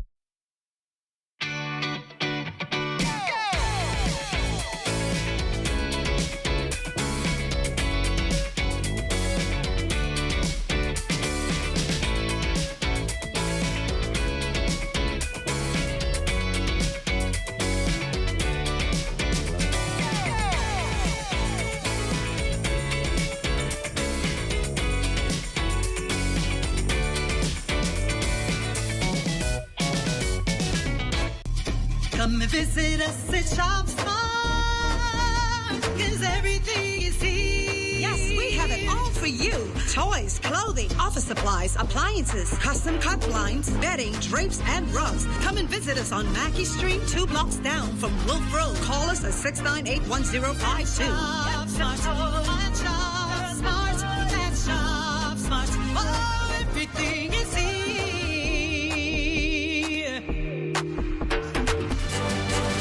Tranquil and serene. You're looking at a shot of Lake Killarney, courtesy of Mr. Kyson Miller.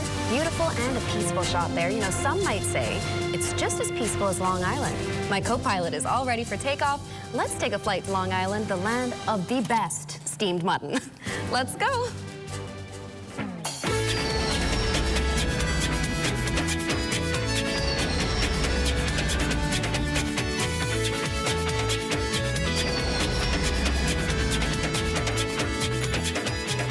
So Long Island is not only running sheep, it's running full speed ahead into a bright and creative future. The team here at Access Now extends heartfelt congratulations to the Church of God of Prophecy in Long Island on the successful completion of its summer program, proudly held under the theme Created to Create. Yes, the program gave young Long Islanders a platform to tap into their artistic talents, creating beautiful works under the expert guidance of their instructors. The Long Island Association also expressed its gratitude to the program's coordinators for all their hard work. Long Island, the land of the best steamed mutton, I'll say curry mutton as well, by far. It's true. Indeed, the best. But what's also the best, and we dare anyone to refute it. Absolutely. It's Let's Talk Socials with Matea Cunningham. Good evening, everyone. Hot in social media news this week is Bahamian commercials and marketing. Yes, that's right. Bahamian brand marketing has skyrocketed in recent years, producing fresh, funny, and creative campaigns. One brand in particular caught our eye. If you guessed The Closet & Co., you're absolutely correct. The Closet & Co. recently launched their brand new Womanish handbag. For non-Bahamians, womanish is a Bahamian colloquialism that refers to a young lady who acts too mature for her age or tries to grow up too quickly. What used to be considered a scolding or even an insult has now become a sassy yet authoritative adjective. Here's how they decided to market the new product. Coming up tonight this Independence evening, despite postponed events and inclement weather, hundreds still turned out to Cricket Park hoping to witness the annual Independence celebration. From there, it was down to Bay Street or the People's Club. Welcome to bringing in independence the best way Bahamians know how. Plus, a boldly beautiful, boldly Bahamian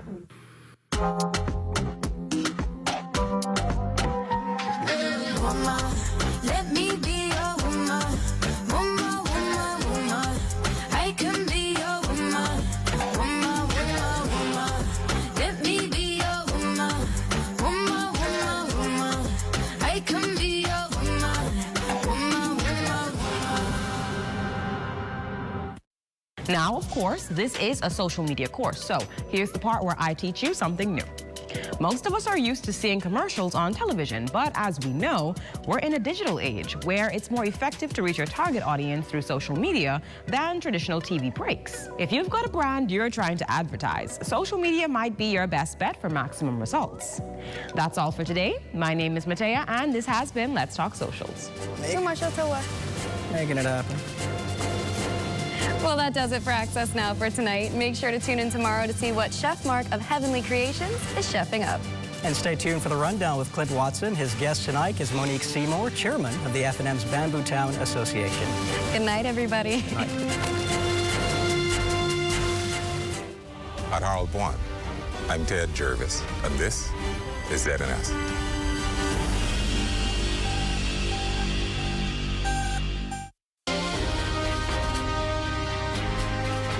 The following is a message by the Honorable Miles LaRota, Minister of Social Services, Information and Broadcasting. My fellow Bahamians, as the Minister with responsibility for social services, information and broadcasting, under whose remit the Department of Gender and Family Affairs falls, it is my honor and duty to advise and encourage Bahamians everywhere to celebrate and participate in National Family Week, which will be observed from July 19th to July 26, 2025, under the theme, Uplifting and Strengthening Family Ties. I wholeheartedly embrace the purpose of National Family Week, and I encourage every government ministry, private sector organization, and the general public to celebrate and participate in this week of activities organized by the Department of Gender and Family Affairs. I take this opportunity to share a profound truth with you. Family extends far beyond sharing the same bloodline. We recognize that there can be family by blood and by love. Sadly, a mother, father, sister, and brother can share the same roof, yet fail to show love for each other or live as a cohesive family unit. We desperately need positive changes. My own life story is a testament of the fact of having a strong, supporting village. My mother and father, along with special people in my life who have mentored me.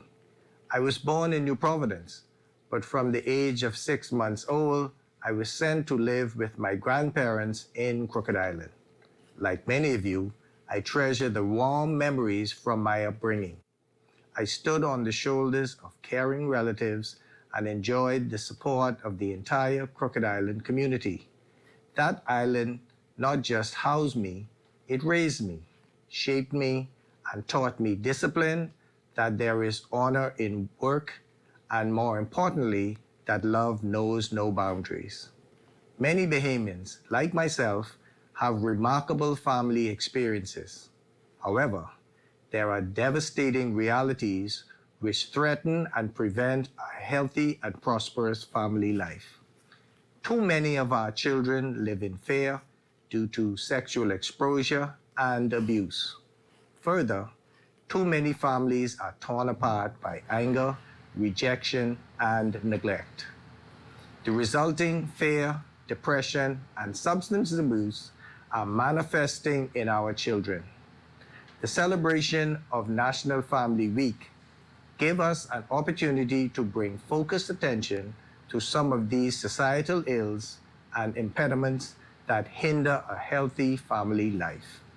It allows us to nationally encourage parents and family members to uplift each other and to strengthen their family ties. This week is a national emergency call for immediate and sustained action in our homes and in our communities. Strong families ensure strong nation.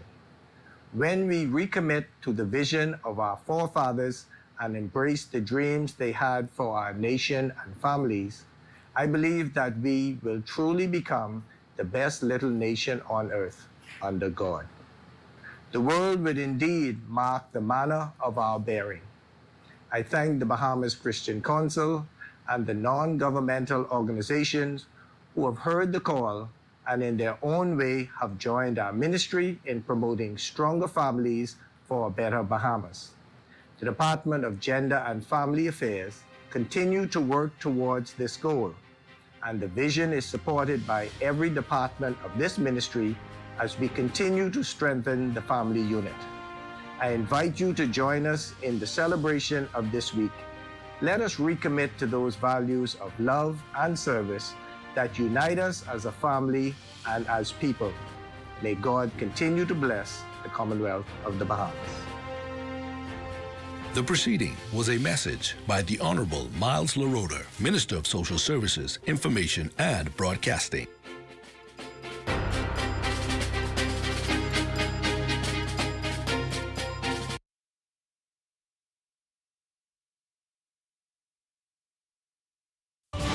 Government House. I'm Regis Cartwright. This is ZNS.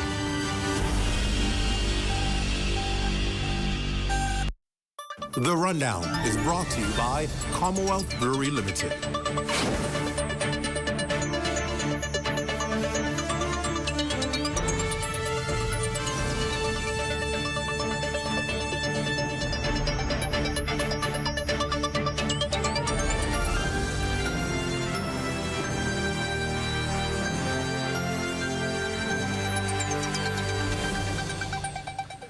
Good evening, everyone, and welcome to the start of another work week and the start of another show. It's great to have you all joining us today. Of course, the big story tonight is an early morning multi-agency operation on the ground in Norman's Key following reports of immigration breaches.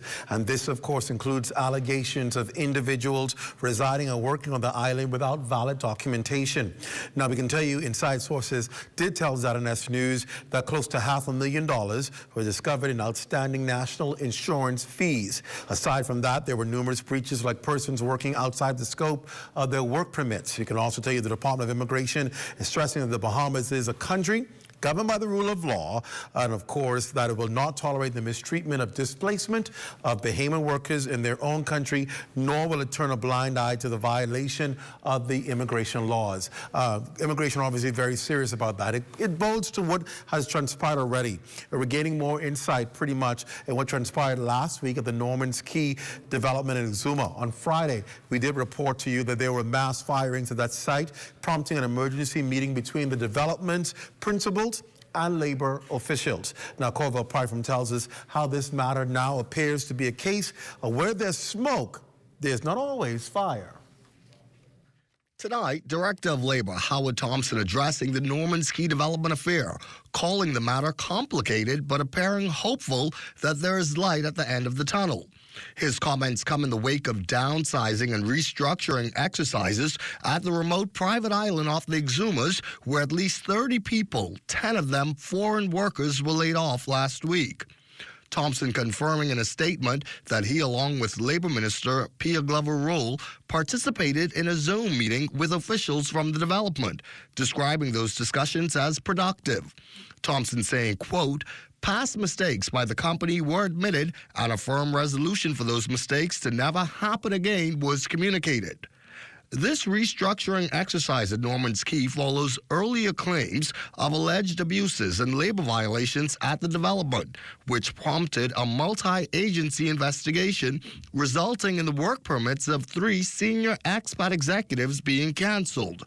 Thompson acknowledges that this was a blow to the project and partly why this restructuring is happening.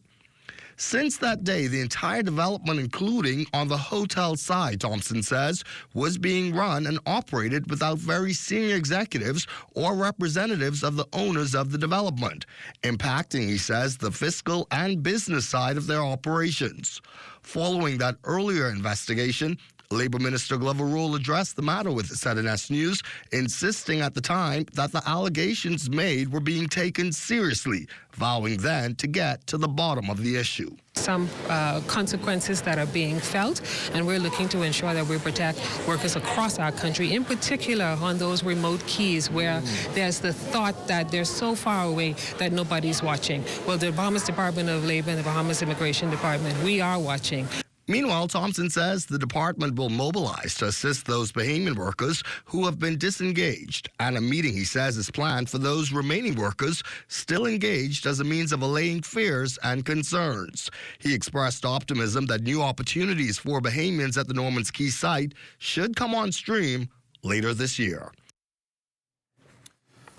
Good job there for the Department of Labor, right? Because we've been saying this for some time now, is that people are not taking the laws and the labor laws of this country serious enough. And you have foreigners and foreign investors who continue to prey on the, on the goodness of the Bahamian people. And it is about time that we take action and put them out. I don't care how much millions they're spending in the country. Nothing can be compared to a dollar value when it comes to the treatment of Bahamian workers throughout the Bahamas. If they are found in breach of treating Bahamians fairly, they're to be fined heavily, take all their money, and send them home. We will not sit back and idly watch Bahamians being treated ridiculously or like slaves. This ain't an era of slavery. If you thought you came to the Bahamas to run a plantation, wrong country. Wrong corner, wrong island, wrong street.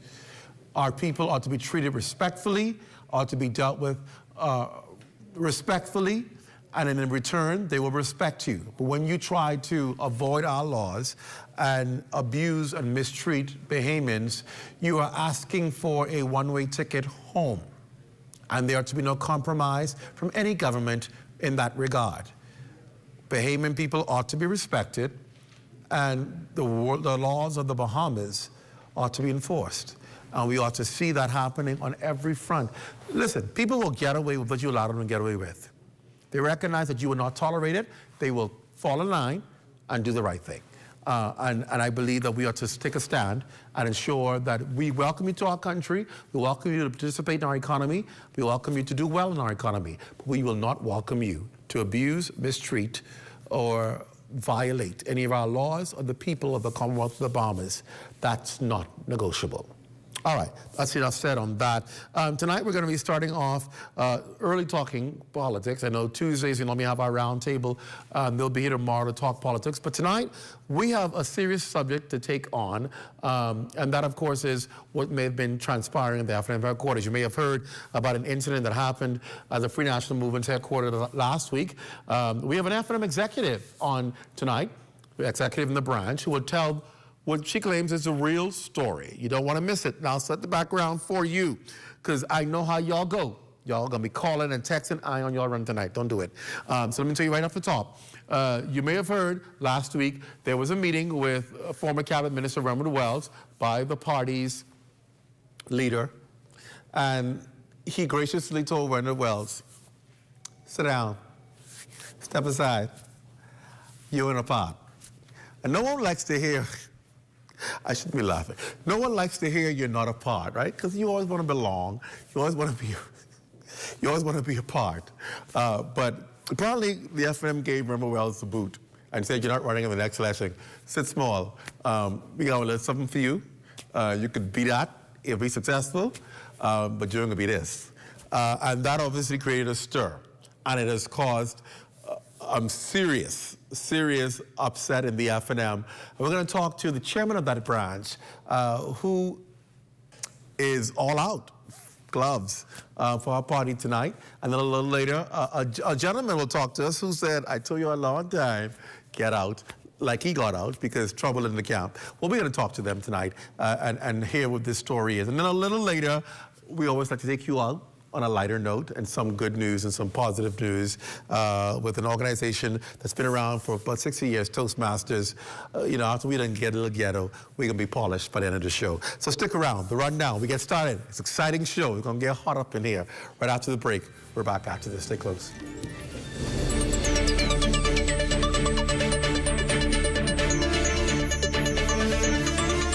Get your uniforms and catch Janae's Uniform Center's buy 4 get 1 free sale. Pre-monogrammed and regular school shirts, dry fit and cotton polos, jumpers, skirts, boys long and short pants, PE shorts, underclothes, tights, socks, neckties, belts, sleeping mats, hair accessories, and character work desk. Get 50% off backpacks, lunch bags, and raincoats. Buy 4 school shirts, get 1 free. Buy 2 skirts, jumpers, or pants, get the third 50% off. Need embroidery and monogramming done? Visit Janae's Uniform Center early. Beat the back to school rush. Janae's Chesapeake Road back to school special. Restrictions apply.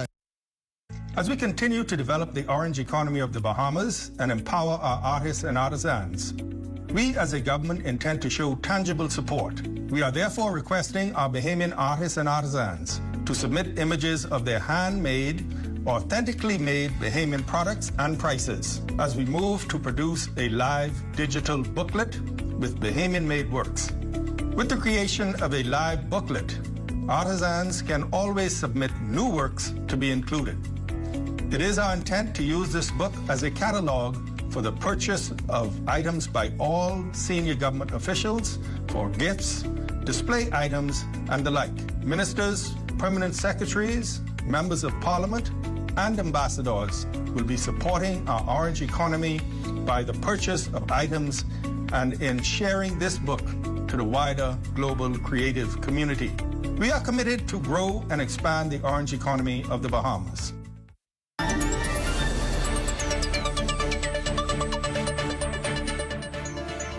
Welcome back to the rundown. Of course, a special good night to those of you who are online in the lines, and I see you. And then, of course, those of you who are joining us on your various platforms, YouTube, Flow TV, cable TV, around the country or in the Turks and Caicos Islands, around the region and around the world. Welcome to the rundown. It's great to have you. Well, we received reports there was an alleged war of words that took place at the Free National Movement's Mackey Street headquarters late last week. Now, while the party's top brass remains tight-lipped on exactly what happened, happened, we were told that former Member of Parliament for Bamboo Town and former F&M Cabinet Minister Renwood Wells reportedly did not receive the party's nomination to run again on the 2026 ticket. Now, Wells would not deny or confirm his nomination when contacted by ZNS News on this particular matter. However, the chairman of the Free National Movement Bamboo Town Association, Monique Seymour, joins us tonight to clarify what happened and what they hope to see in next year's general elections. Ms. Seymour, welcome to the Rundown. It's great to have you with us. Thanks for having me. So let's talk about this, because we heard when the story broke, and of course we tried to go and follow up on it and get information on it. Free National Movement, very tight-lipped. Michael Pintard refused to speak to our news crew on it. What transpired that led to this? Well, just before Friday, we were canvassing Bamboo Town constituency of 14 polling poll divisions. And that's a normal thing. For people who don't understand, that's what you do leading up to general elections. You check the area out, see what is what, see what people are thinking, what people are saying, right? Feeling the grounds, that's right. We were in and out for weeks and weeks doing what we had to do. They asked for data. We gave data. The data was too good for Mr. Renwood Wells for the overwhelming support that people want Mr. Wells back in the Bamboo Town constituency. They wanted him back. They wanted him back, especially the older folks. When you knock on those doors, that people that own homes, not the apartments, because people move in and out, the homes. The 50 age bracket to like 80, 90-year-old, those are the persons that were crying for Mr. Wells. When he came, they were just grabbing onto him like, you back, you know? So we gave them our reports, we gave them our overview. Then they sent their coordinators that the leadership team picked. Wow. And they sent them into the constituency unbeknown to us. And they got good reports as well, that all was well in Bamboo Town. Wow. So the coordinators took it at council last Thursday. They spoke what happened. Wellington Bug Smith, he was the lead coordinator for the Bamboo Town, the Southern Zone, and he explained what happened. He voiced his opinion, he voiced his concern, and he stated what the people wanted in Bamboo Town. And that was Renwood Wells? Renwood Wells. That was Thursday, prior to the meeting on Friday. Thursday night, council. Friday morning, Mr. Wells got a call to come in. He went in. 4 hours they kept that man there for. 4 hours. Just to tell him he didn't have the nomination. Why? Why wouldn't he have the nomination if the reports were people wanted him? First of all, quote, the leader and the chairman said health reasons. Mr. Wells came back with a perfect bill of health from across America, not the Bahamas, across the waters. That was one of the stories. Then the other story was nobody wants him in Bamboo Town. But the coordinators came back and said otherwise. Okay. Then the other story is financially he can't support it. Okay. Every other week, we're doing light bills, groceries, we walk in the streets. It has to cost money to be in the constituency. So that was another lie. It was just lies after lies after lies after lies. It's like they need to find the story, what they really want to tell. But I'm saying, and I can say this on national TV, that they are envious and jealous of Mr. Renwood Wells. He has too much going on up here. The leader said to himself that Renwood is too smart and educated to be a politician. So they tried to offer him a package. Why would I accept a package not knowing if the F&M would win? Let me try my hand as a candidate and see if I can win so that I can represent the people in Bamboo Town, because I know I am a good MP.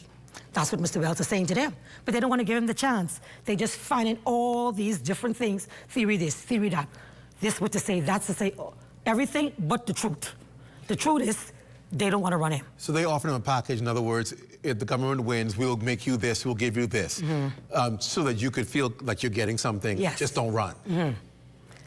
If the writing on the wall says you want him, why would a leader who's trying to become prime minister and be elected not want to go with what the data is saying?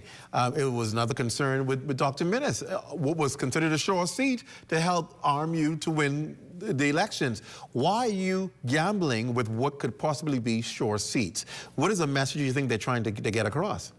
I think he's trying to write a, he's a poet. I think he's trying to write a script. Is the Dundas still in operation? He wants to get into Dundas and not in Parliament. He sure does not want to be the Prime Minister. Not the way he's acting, not the foolishness he's doing, nothing. He's just swallowing everything with people that throw it down his throat. He's not acting like a man of your word. You know, another thing that he said to us, I never was going to run Mr. Wells. That's what he said? He said that. He said, I was not ever going to run Mr. Wells. I say, so why would you make a fool out of the association? Just in February 1st of this year, 2025, this year, we had a meet and greet breakfast. We went to the process, put in for we having something. It was granted. So if you know you wasn't gonna run him, why would you have a meet and greet breakfast? Why do you have us walking the street? One thing I know, I am no fool, and I'm not gonna let the leader nor the chairman make a fool out of Monique Michelle Seymour. No. What will you do if they decide that they're not going to run him, as they've said, and they stick to that? What are you going to do, you and the other members of the association? Well, I can really only speak for me, but my whole association is behind me. You know, they even went as far as to tell the other news media that it's only me one. But what I did, I let the reporter called everybody personal, and the same message that I'm relaying to you, they related to the other reporter. So it's lies everywhere. But I know I won't walk the ground for nobody other than Mr. Renwood Wells. You won't walk the ground? I won't walk. And my association won't walk. And the rumors have been said that they're trying to, I guess, allegedly run Heather Hunt. You don't believe she would be able to win Bamboo Town? I can't say. The people really don't know Heather. When I went to a couple of the older folks, like I just said earlier, they don't know her. They don't know of her, you know? Yes, she's the former senator. She plays a role in DFNM, but for Bamboo Town, no. Heather Hunt is canvassing in Freetown. She just had a fish fry on Saturday past. So why would you throw something down somebody's throat? She wants to be in Freetown. Give her what she wants. Give Mr. Wells what she wants. Give the Bamboo Town Association some respect and give them what they want. Let us go into the battlefield and see if we can win or if we lose. At least we tried. But I know the team that Bamboo Town has, we are the strongest in all the association. And I would reiterate that we are the strongest in all the association that the FNM has. If the FNM does not run Renwood Wells, are they putting that seat in jeopardy? Most certainly. But I'm trying to see that if Mr. Wells would go independent. You'd want him to go independent against the FNM? I would want him to go independent against the FNM. It's either going to be Mr. Wells or it'll be the PLP. This sentiment that you just expressed seems to be happening. Kalani, people are saying the same thing. What is happening to the FNM if supporters, strong supporters like yourself, are saying at the end of the day, if you're not going to listen to the people of the party, we're going to go against the party? The FNM should be very concerned about this happening. Quote unquote, they're not concerned. You know, they told us, carry our out the door. So if I can carry my out the door, but guess what? I have sons, they have wives, they have girlfriends. They live in Bamboo Town. According to just one person, I have 17 votes. Just you? Just me.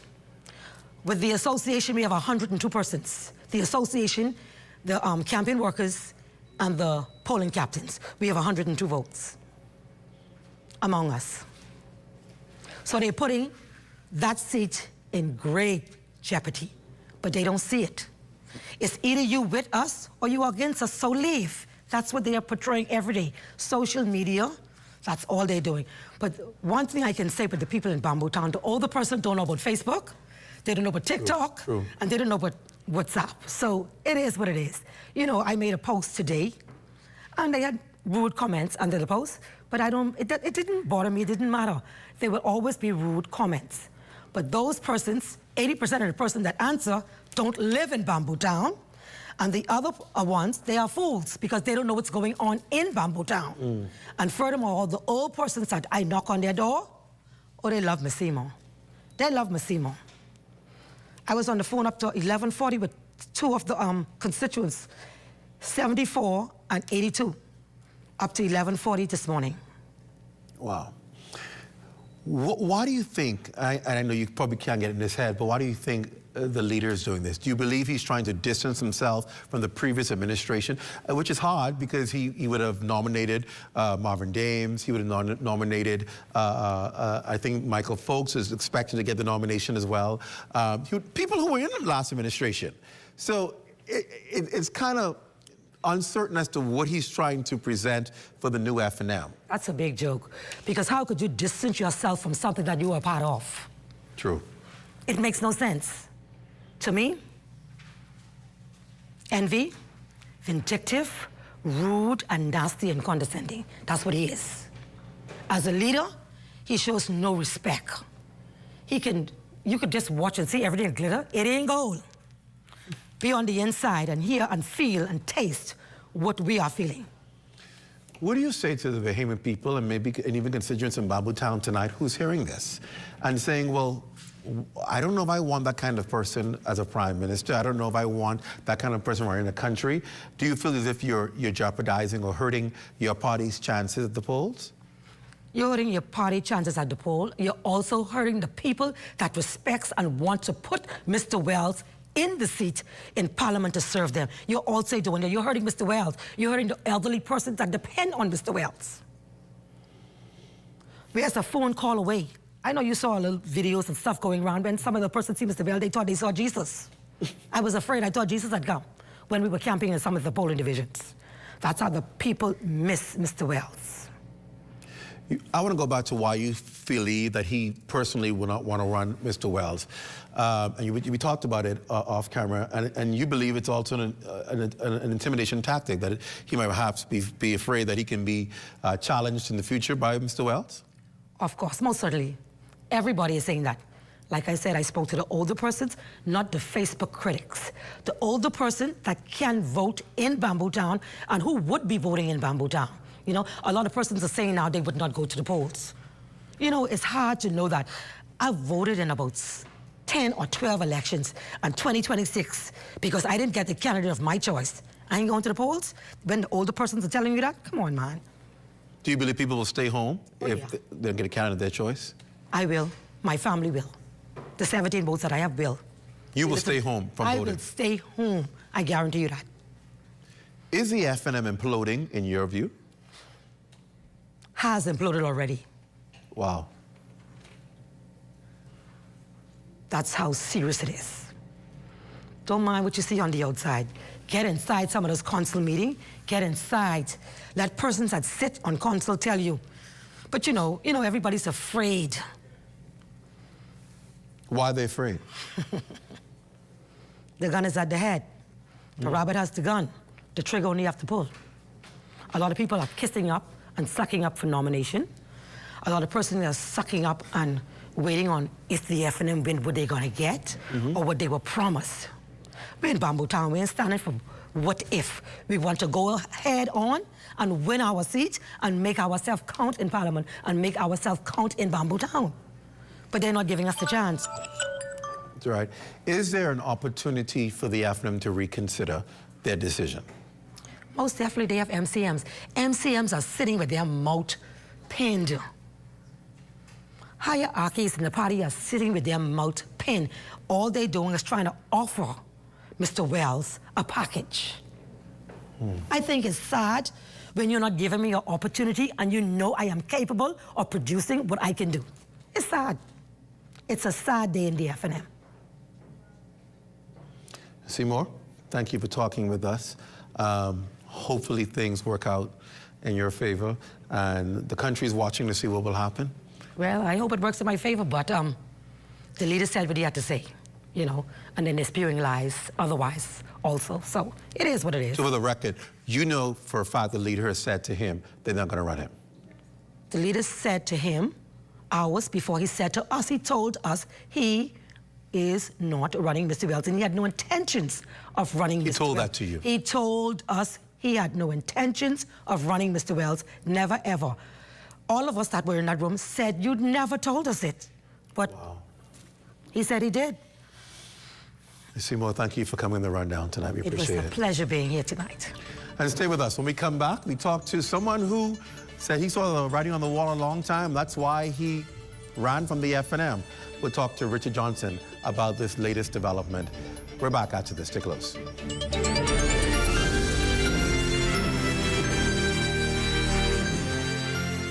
Tired of looking at the same old kitchen? Step 1. Our talented recommended designer Mark crafts a custom design just for you. Step 2. Once your design is ready, CBS Bahamas makes ordering effortless. Your dream kitchen is within reach. Step 3. Our recommended installers bring your vision to life, ensuring every detail is perfectly in place. Sit back and relax as your dream space becomes a reality. Visit cbsbahamas.com and start bringing your home improvement dreams to life today. For us at the Myers Group of restaurants, we found that we have a pretty large portion of our employment pool that had difficulty getting bank accounts. The issue we had previously was just getting cash, getting funds on the island.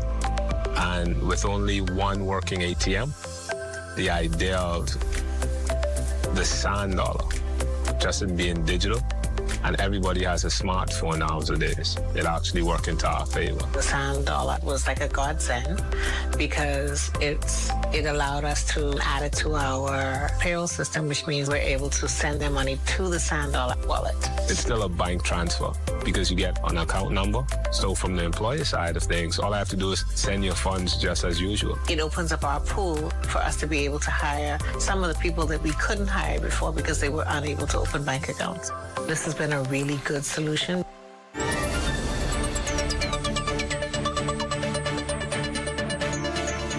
Welcome back. Well, he makes it clear that he's a no-nonsense man when it comes to Bahamian politics, and he minces no words when he wants to say how he feels. Political strategist and former Free National Movement Vice Chairman Richard Johnson Jr. is back on the rundown tonight to share his views on the Free National Movement's candidate selection for Bamboo Town and other political stories catapulting on the national scene.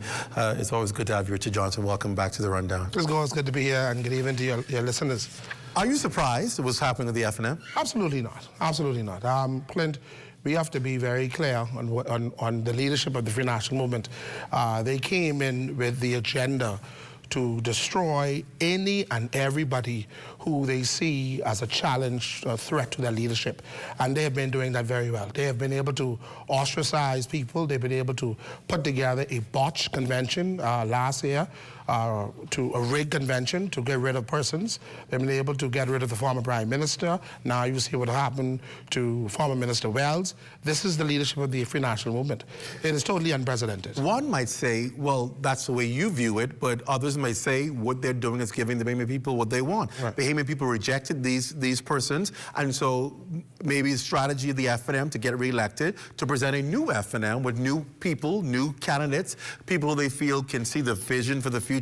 I'm certain that's probably what they're trying to do. Mm-hmm. Well, you saw that's very much hypocritical. It's very much duplicitous, because when they would have ratified the 17 candidates, what they did last month, the public railed against it because they saw the same of the same old. And so that's not the facts. The facts is Renard Wells and others did not support Michael Pintard leadership.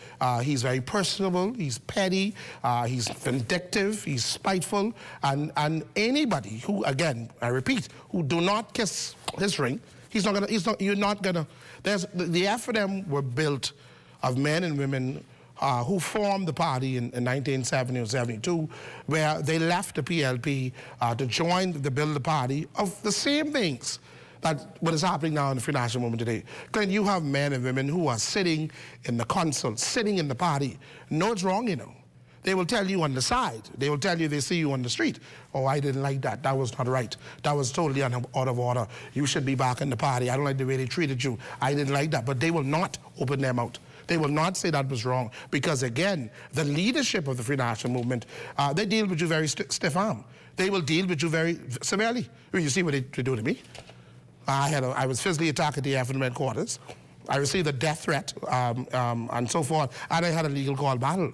And so again, this is the thuggery and the bigotry that spews in the Free National Movement today. And anybody who is opposed to them, they will feel the wrath of Michael Pintard and Dwayne Sands. For Renard Wells, you obviously knew Renard Wells. You've talked to him, spoken with him, worked no doubt with him. This must be difficult because he's pretty young, he's not an old person, and he has been in government before, no doubt has aspiration to probably be there again. This would be a difficult pill for him to swallow. Absolutely. Raymond Wells served as acting Prime Minister at one point under the former ministerial administration. He served as Minister of Agriculture and Local Government. He went on to Minister of Health at some point. And so again, ministers saw the potential in Raymond Wells. Raymond Wells served in the Progressive Liberal Party. I believe he was very instrumental in their campaigns, their slogans, believe in Bahamians, that campaign. And so Raymond Wells is an astute politician who is he's a given man, Clint. He is about the people. He's not about himself. I've seen Wells sit in rooms with people who had issues with him before. As you see him, I always call him, you stay in the church, because he's always quoting scriptures about the biblical terms, about the Bible, and how we are to treat one another as God people. And so Raymond Wells has a lot to offer. Served as former cabinet minister, and let me tell you what he was able to do. He was able to turn that seat, run for the PLP, and run for the FNM and win within the same, almost the same election cycle. And so, again, that says a lot about him as an individual. And I will tell you, I walked on the ground with him some months ago, about a year ago, and I can tell you, the people love Raymond Wells in Bamboo Town. And so when I would have heard the chairman, Monique Seymour, brought those points, she's absolutely correct in saying that, listen, we go on the ground, we canvass the area, we also do our background check, we do our data. When Mr. Wells, the headquarters that he was using, if he goes there for a meeting, Clint, just for a meeting with his team, residents flock the office because they think he's in there, and they stop by and he hail them, and he's still doing things for people, Clint. And so, again, he was still relying on getting the nomination. Persons were telling him, don't worry about that, boy, they gonna overlook that, because we want to use our man in Bamboo Town. And again, Michael Pintar tell him emphatically, you're not gonna get it. What do you make as the method here, right? Because I'm writing it down, and we saw what happened. Killarney, which is traditionally a safe seat for the FNM, now in toss-up mode because he has said he will not run the former Prime Minister there, who has a strong following there, which means, and the former Prime Minister says he will run regardless. Yes. Which means what the scenario we see here playing out will be the FNM will have a candidate, Dr. Minnis most likely will run independent, and then you have the PLP's candidate, coalition candidate, and anybody else who shows up. That now puts Killarney a sure seat for the FNM, it now puts it in play for anybody. Right. Then you see going into South Beach. Right. The constituency, branch constituency said they wanted Jamal Moss. Right. The FNM turned around and said, well, we're giving you what we want. What we want, and they ended up giving them. Because still calling the shots in the FNM. Right. So they ended up giving them Darren Henfield. Yes. Against the branch. So the branch there is upset. Yes. Then you look in Bamboo Town. Bamboo Town is saying, the constituency branch is saying, we want Raymond Wells. They're now allegedly turning around and saying, we're not running Raymond Wells, we're going to give you somebody else. Right. You already have 3 constituencies where the branches are not happy with the party. Right. What could be the method or what is the plan by upsetting your branches, which are your foot soldiers, to win an election? I'm trying to follow what is the play. You're trying to grasp as to, what are you doing? What is the rationale? Do you want to win? Right, because you're destroying or you're tampering with constituencies where your soldiers are in seats that you perhaps could pick up as a win. You're taking them out of play. They don't care. Let me give you the flip side of this. The Constitution speaks specifically, Clint, when a individual opposes the party. Just say you were a former member and you ratified as an independent for the other party. They have amended the ratified the Constitution in 2016 that discipline any member who goes on the side of that to now, if you challenge the party. So here's the scenario now. Minnis is still a sitting member of Parliament for the FNM. So when you ratified someone in Killarney now, should that rule apply to you? Because he haven't ratified at all. He didn't say nothing. He just giving sound bites and talking to the media, as he should. So when you ratified someone in Killarney on Thursday of this week, are you in violation of the Constitution of the FNM? Because if Minnis ratifies today as an independent, he's in violation. They will get rid of him quick. Right. And so does the rule apply to you? It doesn't. This crew, I tell you again, Clint, the last time I was here, They are lawless. If they cannot govern by their own constitution, Clint, they will not be able to run this country, and they will not be governed by the Constitution of the Bahamas. But let me tell you what I have, Clint. I have this thing, right? And this is a prescription. It ain't for me. But for some people in the FM, they need to take these things on time. Because obviously they're not functioning properly. Because they're doing things, Clint, and you can hear it. I drink coffee in the morning, so this ain't my dose. But seriously, they need to take some of these regular and take them on time.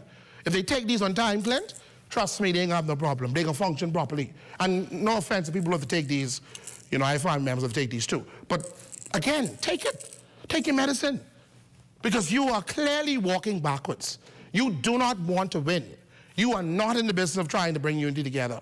This is Michael, Pintard, and Dwayne Sand's party. But here's the point. Why Dwayne Sand's not going to run in Kalani? Let's have a show off. You're running scared. You don't go to Elizabeth because you know the minister will beat you to powders. But now I understand you will go in Chudden Shores. No. Go back in Elizabeth. You know where you can't go back there? Beaten. Again, Clint, they need to take their medication. They're unstable. And when you talk about Wells having financial issues, well, a lot of people are running for politics. Not necessarily all of them have the means to run. They are relying on donors. But you know, when Michael Pintard talked about Wells being broke, well, Pintard is broke in ideas. He's broke in leadership. He's broke and incompetent. He's a failure. He's broke to run this country. He's broke because he can't be Prime Minister material. They need to stop it. If they want to win, Clint, this shenanigans has to stop. You heard what Monique said earlier. And I literally go by Monique House. We're very close. Monique have literally almost 17 votes in the House. What do you think is going to happen now? And she's the breadwinner of the House. What is going to happen? They're going to go where Monique say go.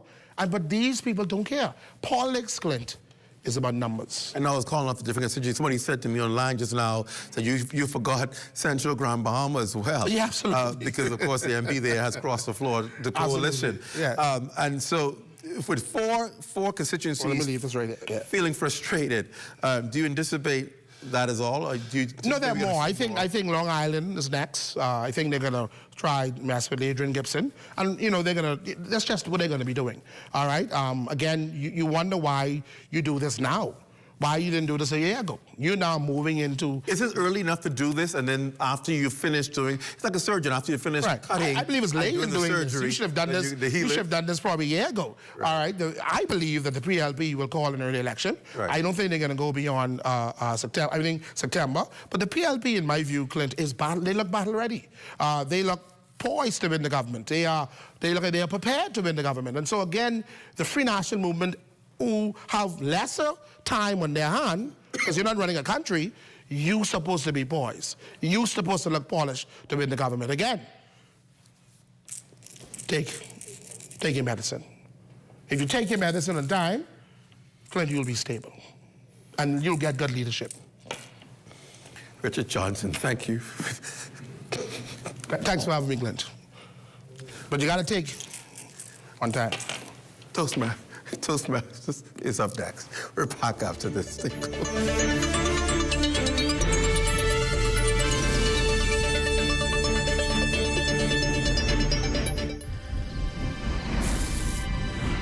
In 2010, a grant helped Bahamas Striping group of companies get started.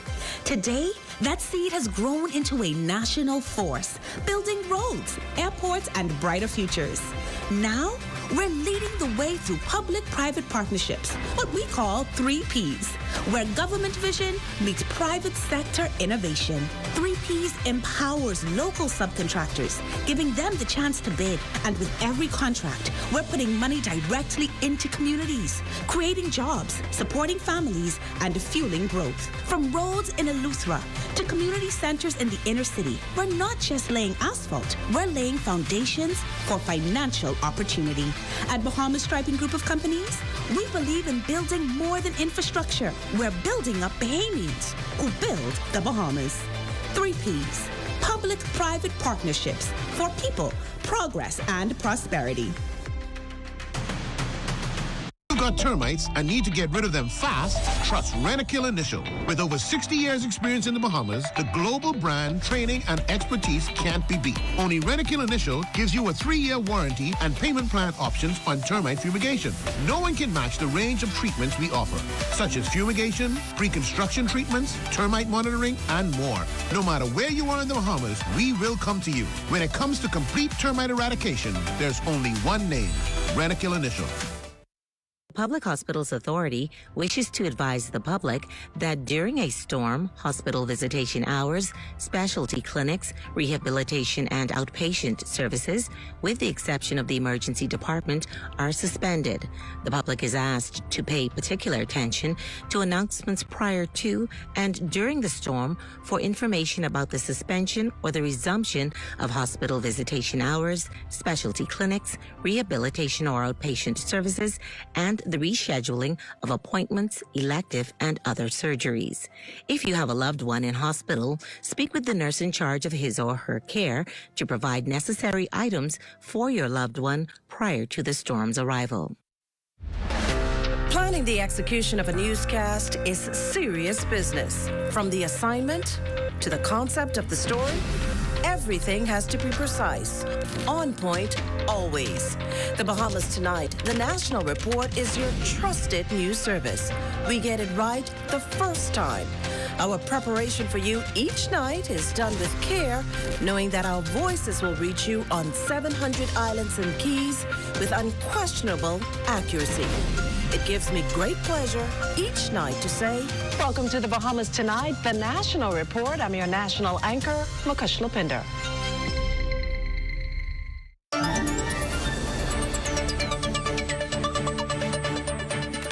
Finally tonight, the first Bahamas branch of Toastmasters Club 1600 was chartered 60 years ago here in the capital.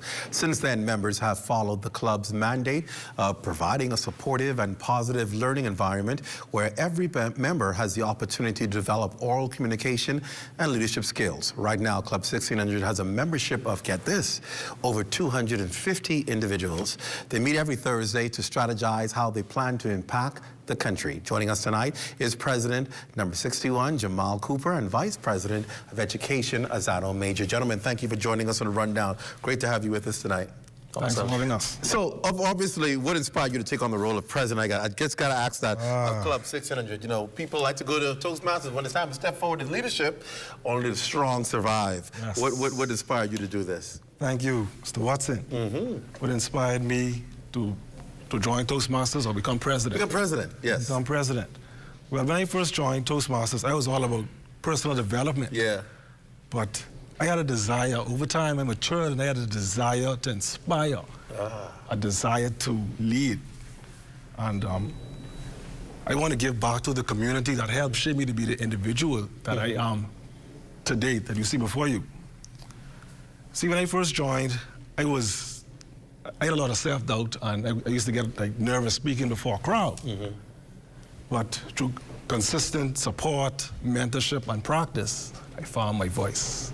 And perhaps it's probably one of the most, I think, probably single most, I guess, common thing people in Toastmasters say. I needed to break out of that shell I was in. I needed to learn to get comfortable speaking in front of people, and that's why they go and they join Toastmasters. Tell me a little bit about Club 1600. What makes it so unique? Why don't you take that aside? Thank you for the question. Club 1600, what makes it unique? Well, Club 1600 has the highest energy out of all Toastmasters clubs in the world. And that's over 14,000 clubs. Wow. It's a place, like you said, we meet every Thursday to discover how we could impact the country and by extension impact the world. And it's just a place where mentorship takes place, camaraderie takes place. It's an organization that's dedicated to fostering the individual. So that's communication and leadership development. And there's really no other organization like it in the Bahamas. Since joining, I haven't regretted it yet, and I look forward to many more dedicated years. That's a good thing. I see here your theme for the year is building a leadership legacy. The journey continues. What does that mean for you personally and really for the club? For me, well, I chose that theme first time because it encapsulates the enduring nature of leadership within Toastmasters. And it signifies that leadership and personal development is not a destination. Yeah. It's an ongoing journey. And personally, it reminds me that leadership is not about holding a title or just getting a medal or a trophy. It's about inspiring others. You're right. And influencing others. And I oftentimes say that we understand, a lot of people want to aspire to leadership, but don't understand the responsibility of leadership, right? And I always tell people the responsibility of leadership is not in developing you anymore. It's now in developing the people that you lead. And it's about pouring into people and bringing the best out of them.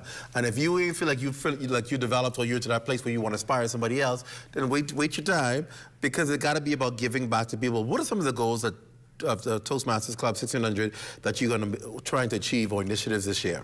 Well, this year we want to focus on impact and growth. And this year we want to focus on achieving 40 educational goals. 40 educational goals. And also we want to recruit more new Toastmasters to our club that will enhance the diversity of our club. In addition, we want to enhance our mentorship program to provide stronger support for our new Toastmasters and hold dynamic events that promote public speaking, leadership, and professional development. Speaking of events, are there any upcoming initiatives or events you have planned that you're doing as a club? Yes, so one of the events we have coming up this year is our entrepreneurship panel. It's going to be in November, and it's a place where people in the Bahamas can come to learn about entrepreneurship and learn how the aspects of communication play a role in it. They always say sales is the most important thing in any organization, and learning how to communicate in Toastmasters is a direct correlation with success in business. So we look forward to the entrepreneurship panel coming up in November.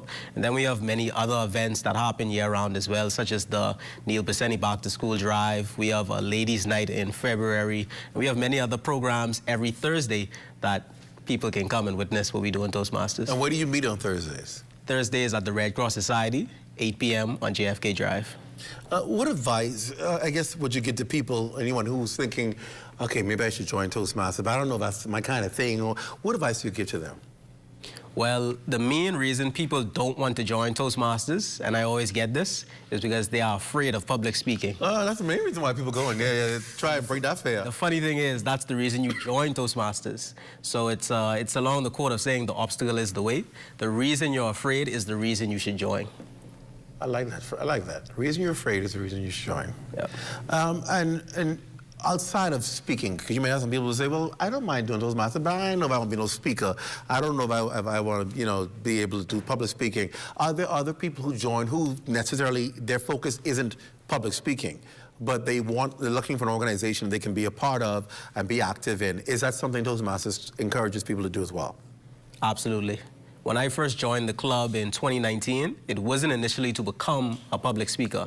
Despite already having skills to be a public speaker, I still learned a lot. I initially joined for leadership, and being on the executive, taking that leadership path, it's taken me to places that I couldn't have imagined. It's improved my skills, and even if you aren't interested in becoming a public speaker, you will become a better leader in joining Toastmasters. How can people who are interested in joining Toastmasters, what do they need to do? Where can they find out about the information regarding meetings?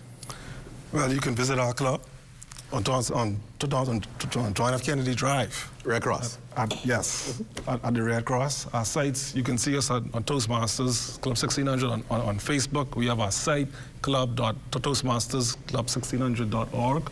And we're also on Instagram. That's club.1600, that's club_1600 on Instagram. I have to ask you, because I've always said to myself, how do people who are busy working all day and have lives, families to take care of in the evenings, kids to tend to, how do they find time to commit every week to keep showing up? Because I did my research, and people show up all the time consistently. You don't like, you got 5 people this week and then 100 next week. They show up consistently. What's causing that to happen? Well, one thing about Toastmasters, we're always there. So you can learn at your own pace. You can come at your own pace. That's the beauty of Toastmasters. Indeed. What do you say? Well, it is difficult, and there's always the risk of burnout. But the truth is, when you're looking for something to improve your life, something has to be sacrificed. And if you don't sacrifice something, or if you don't know what you're sacrificing, you risk performing subpar at everything. So it is knowing what you have to pull back on, whether that's spending later nights at the after party or spending late at night. After party. And deciding when to catch up on sleep. It's just knowing where your priorities are. It can be difficult, but once you stay the way, you'll enjoy the fruits of your work. Now, is it correct this Club 1600 is the all-men, it's all-men club? No. Is that correct? I thought, you know, is that the one Dwayne is a part of? Yes. I have no... So outside of the, I know we started talking about it, I wanted to go more into the detail. Outside of preparing for speeches, what are some of the things that Club 1600 has done for you, aside from just speech preparation? In terms of, for me, it enhanced my confidence. Because if it wasn't for Toastmasters, I couldn't sit there right now and do what I'm doing. And you're doing such a good job of it, and I was so nervous before. Because when I went to school, well, I had a speech impediment. I used to stand before the class shaking. Wow. But now I'm more poised, I'm more relaxed, I'm more calm when I speak before an audience. Connect with an audience, just look everybody in their eyes, relax, and present your ideas. Because communication, what is communication? Right. Communication is transferring the ideas into your mind, a picture in your mind, into the minds of your listeners in a telling way, in an interesting, fun, and telling way. And that's what Toastmasters has helped me to hone and enhance. But Toastmasters have provided networking opportunities. Talk a little bit about that. Absolutely. There are so many stories that I could recall on being able to call on members in the club, whether you're in a pinch or you need something, you need advice. I recently leaned on one of our newer members who was a professional in HR and allowed me to navigate some things, some issues I was having. And the network is only a bonus, but it's so much. So allow that to sit and realize how powerful the club is, that the network is only a bonus to the communication and the leadership. Is Toastmasters a growing thing in the Bahamas, and how do we stack up with other clubs around the world? Toastmasters is definitely growing. Just last year, we inducted 24 new members to our club alone. Wow. In the Bahamas, there's about 14 to 16 clubs, and around the world, I mean, there's no place like the Bahamas, Toastmasters. But around the world it's growing as well, and there's always a space for leadership and development. Toastmasters was founded in 1924, celebrated 100 years last year, and that's only a testament to the necessity for communication and leadership skills in the community. Does the Bahamas stand out when you compare it to your other colleagues around the world at the international events? Yes. Just recently we got commended on the fact that we achieve DCP goals every year for about 30 plus years. The DCP goals, what does that mean? Because, you know, to us, I'm like, okay, DCP, what that means? That's a distinguished club program. There you go. So we've been distinguished for 30 years plus. It might be 50 years, but 30 years to be safe. Wow. I'll give you the final word. What do you want to say to people out there watching about Toastmasters? Final word I'd like to say, if you're afraid of speaking inside the front of a crowd, Toastmasters is for you. It's tailored just for you. So come out to Club 1600 on Thursday at the Red Cross Society on John F. Kennedy Drive at 8 p.m. We're here for you. I got to slip in there. Are there any requirements people need to know in order to join Toastmasters? Yes. The only requirements are you have to be of good, sound character, and you have to be 18 plus years older. As long as you have those two qualities and you have a desire to improve your public speaking and leadership, you could walk into any Toastmasters program. You don't have to be a member. You could sit and witness you could sit and witness the program and then decide if that club is worth it for you. As long as you have the desire, you have good moral character, and you're 18 plus, you're free to join. Real quick, I ran out of time. What do the programs look like every week? Like, what do you particularly do? Is there a format you follow? Is it discussion? Is it just listening to people do speeches? What is it, your speakers? What is it like, the format? Well, every week, it's packed with a dynamic program. We have a chairman, so you practice your hosting skills. We have a table topics master who asks you questions to allow you to practice your impromptu speaking skills. We have 4 speakers, 4 evaluators. We have a timer, a grammarian, an counter to ensure you're on track. And then we also have the general evaluator who evaluates the entirety of the meeting. Along with that, we have the business session, so you practice your Robert's Rules of Order. So it's a lot of high-level planning all around. All right. Well, thank you, gentlemen, for the work you're doing and for, transforming so many people's lives. Thank you again for coming on the show. We appreciate it. Thank you. Thank you. Thank you. It's a pleasure. And that does it for the rundown. Be sure, of course, to stay locked on the ZNS network for the Bahamas tonight at 11. It's a final newscast in the country with the latest news and information, usually with Royston Jones. Is Royston doing 11 o'clock? Well, we got a new anchor. Royston's doing the 7:30 Access Now news this week. So 11 o'clock anchor is none other than our Corville Pyfram. You're going to get to see Corville Pyfram in the anchor chair. This, I think, will be his first week in the anchor chair. So look forward to 11 o'clock news with Corville Pyfram. For all of us here, don't forget, tomorrow night is Political Roundtable. I'm Clint Watson. Have a great evening, everyone. Good night.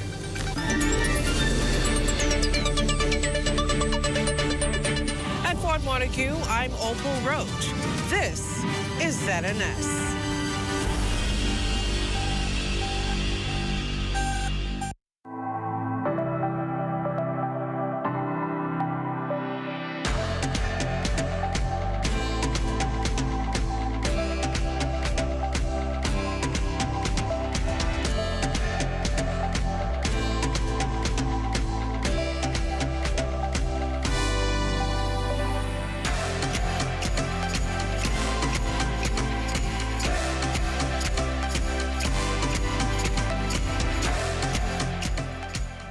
Welcome to Business Blueprint, where we guide entrepreneurs through the building blocks of business success, one insight at a time. I'm your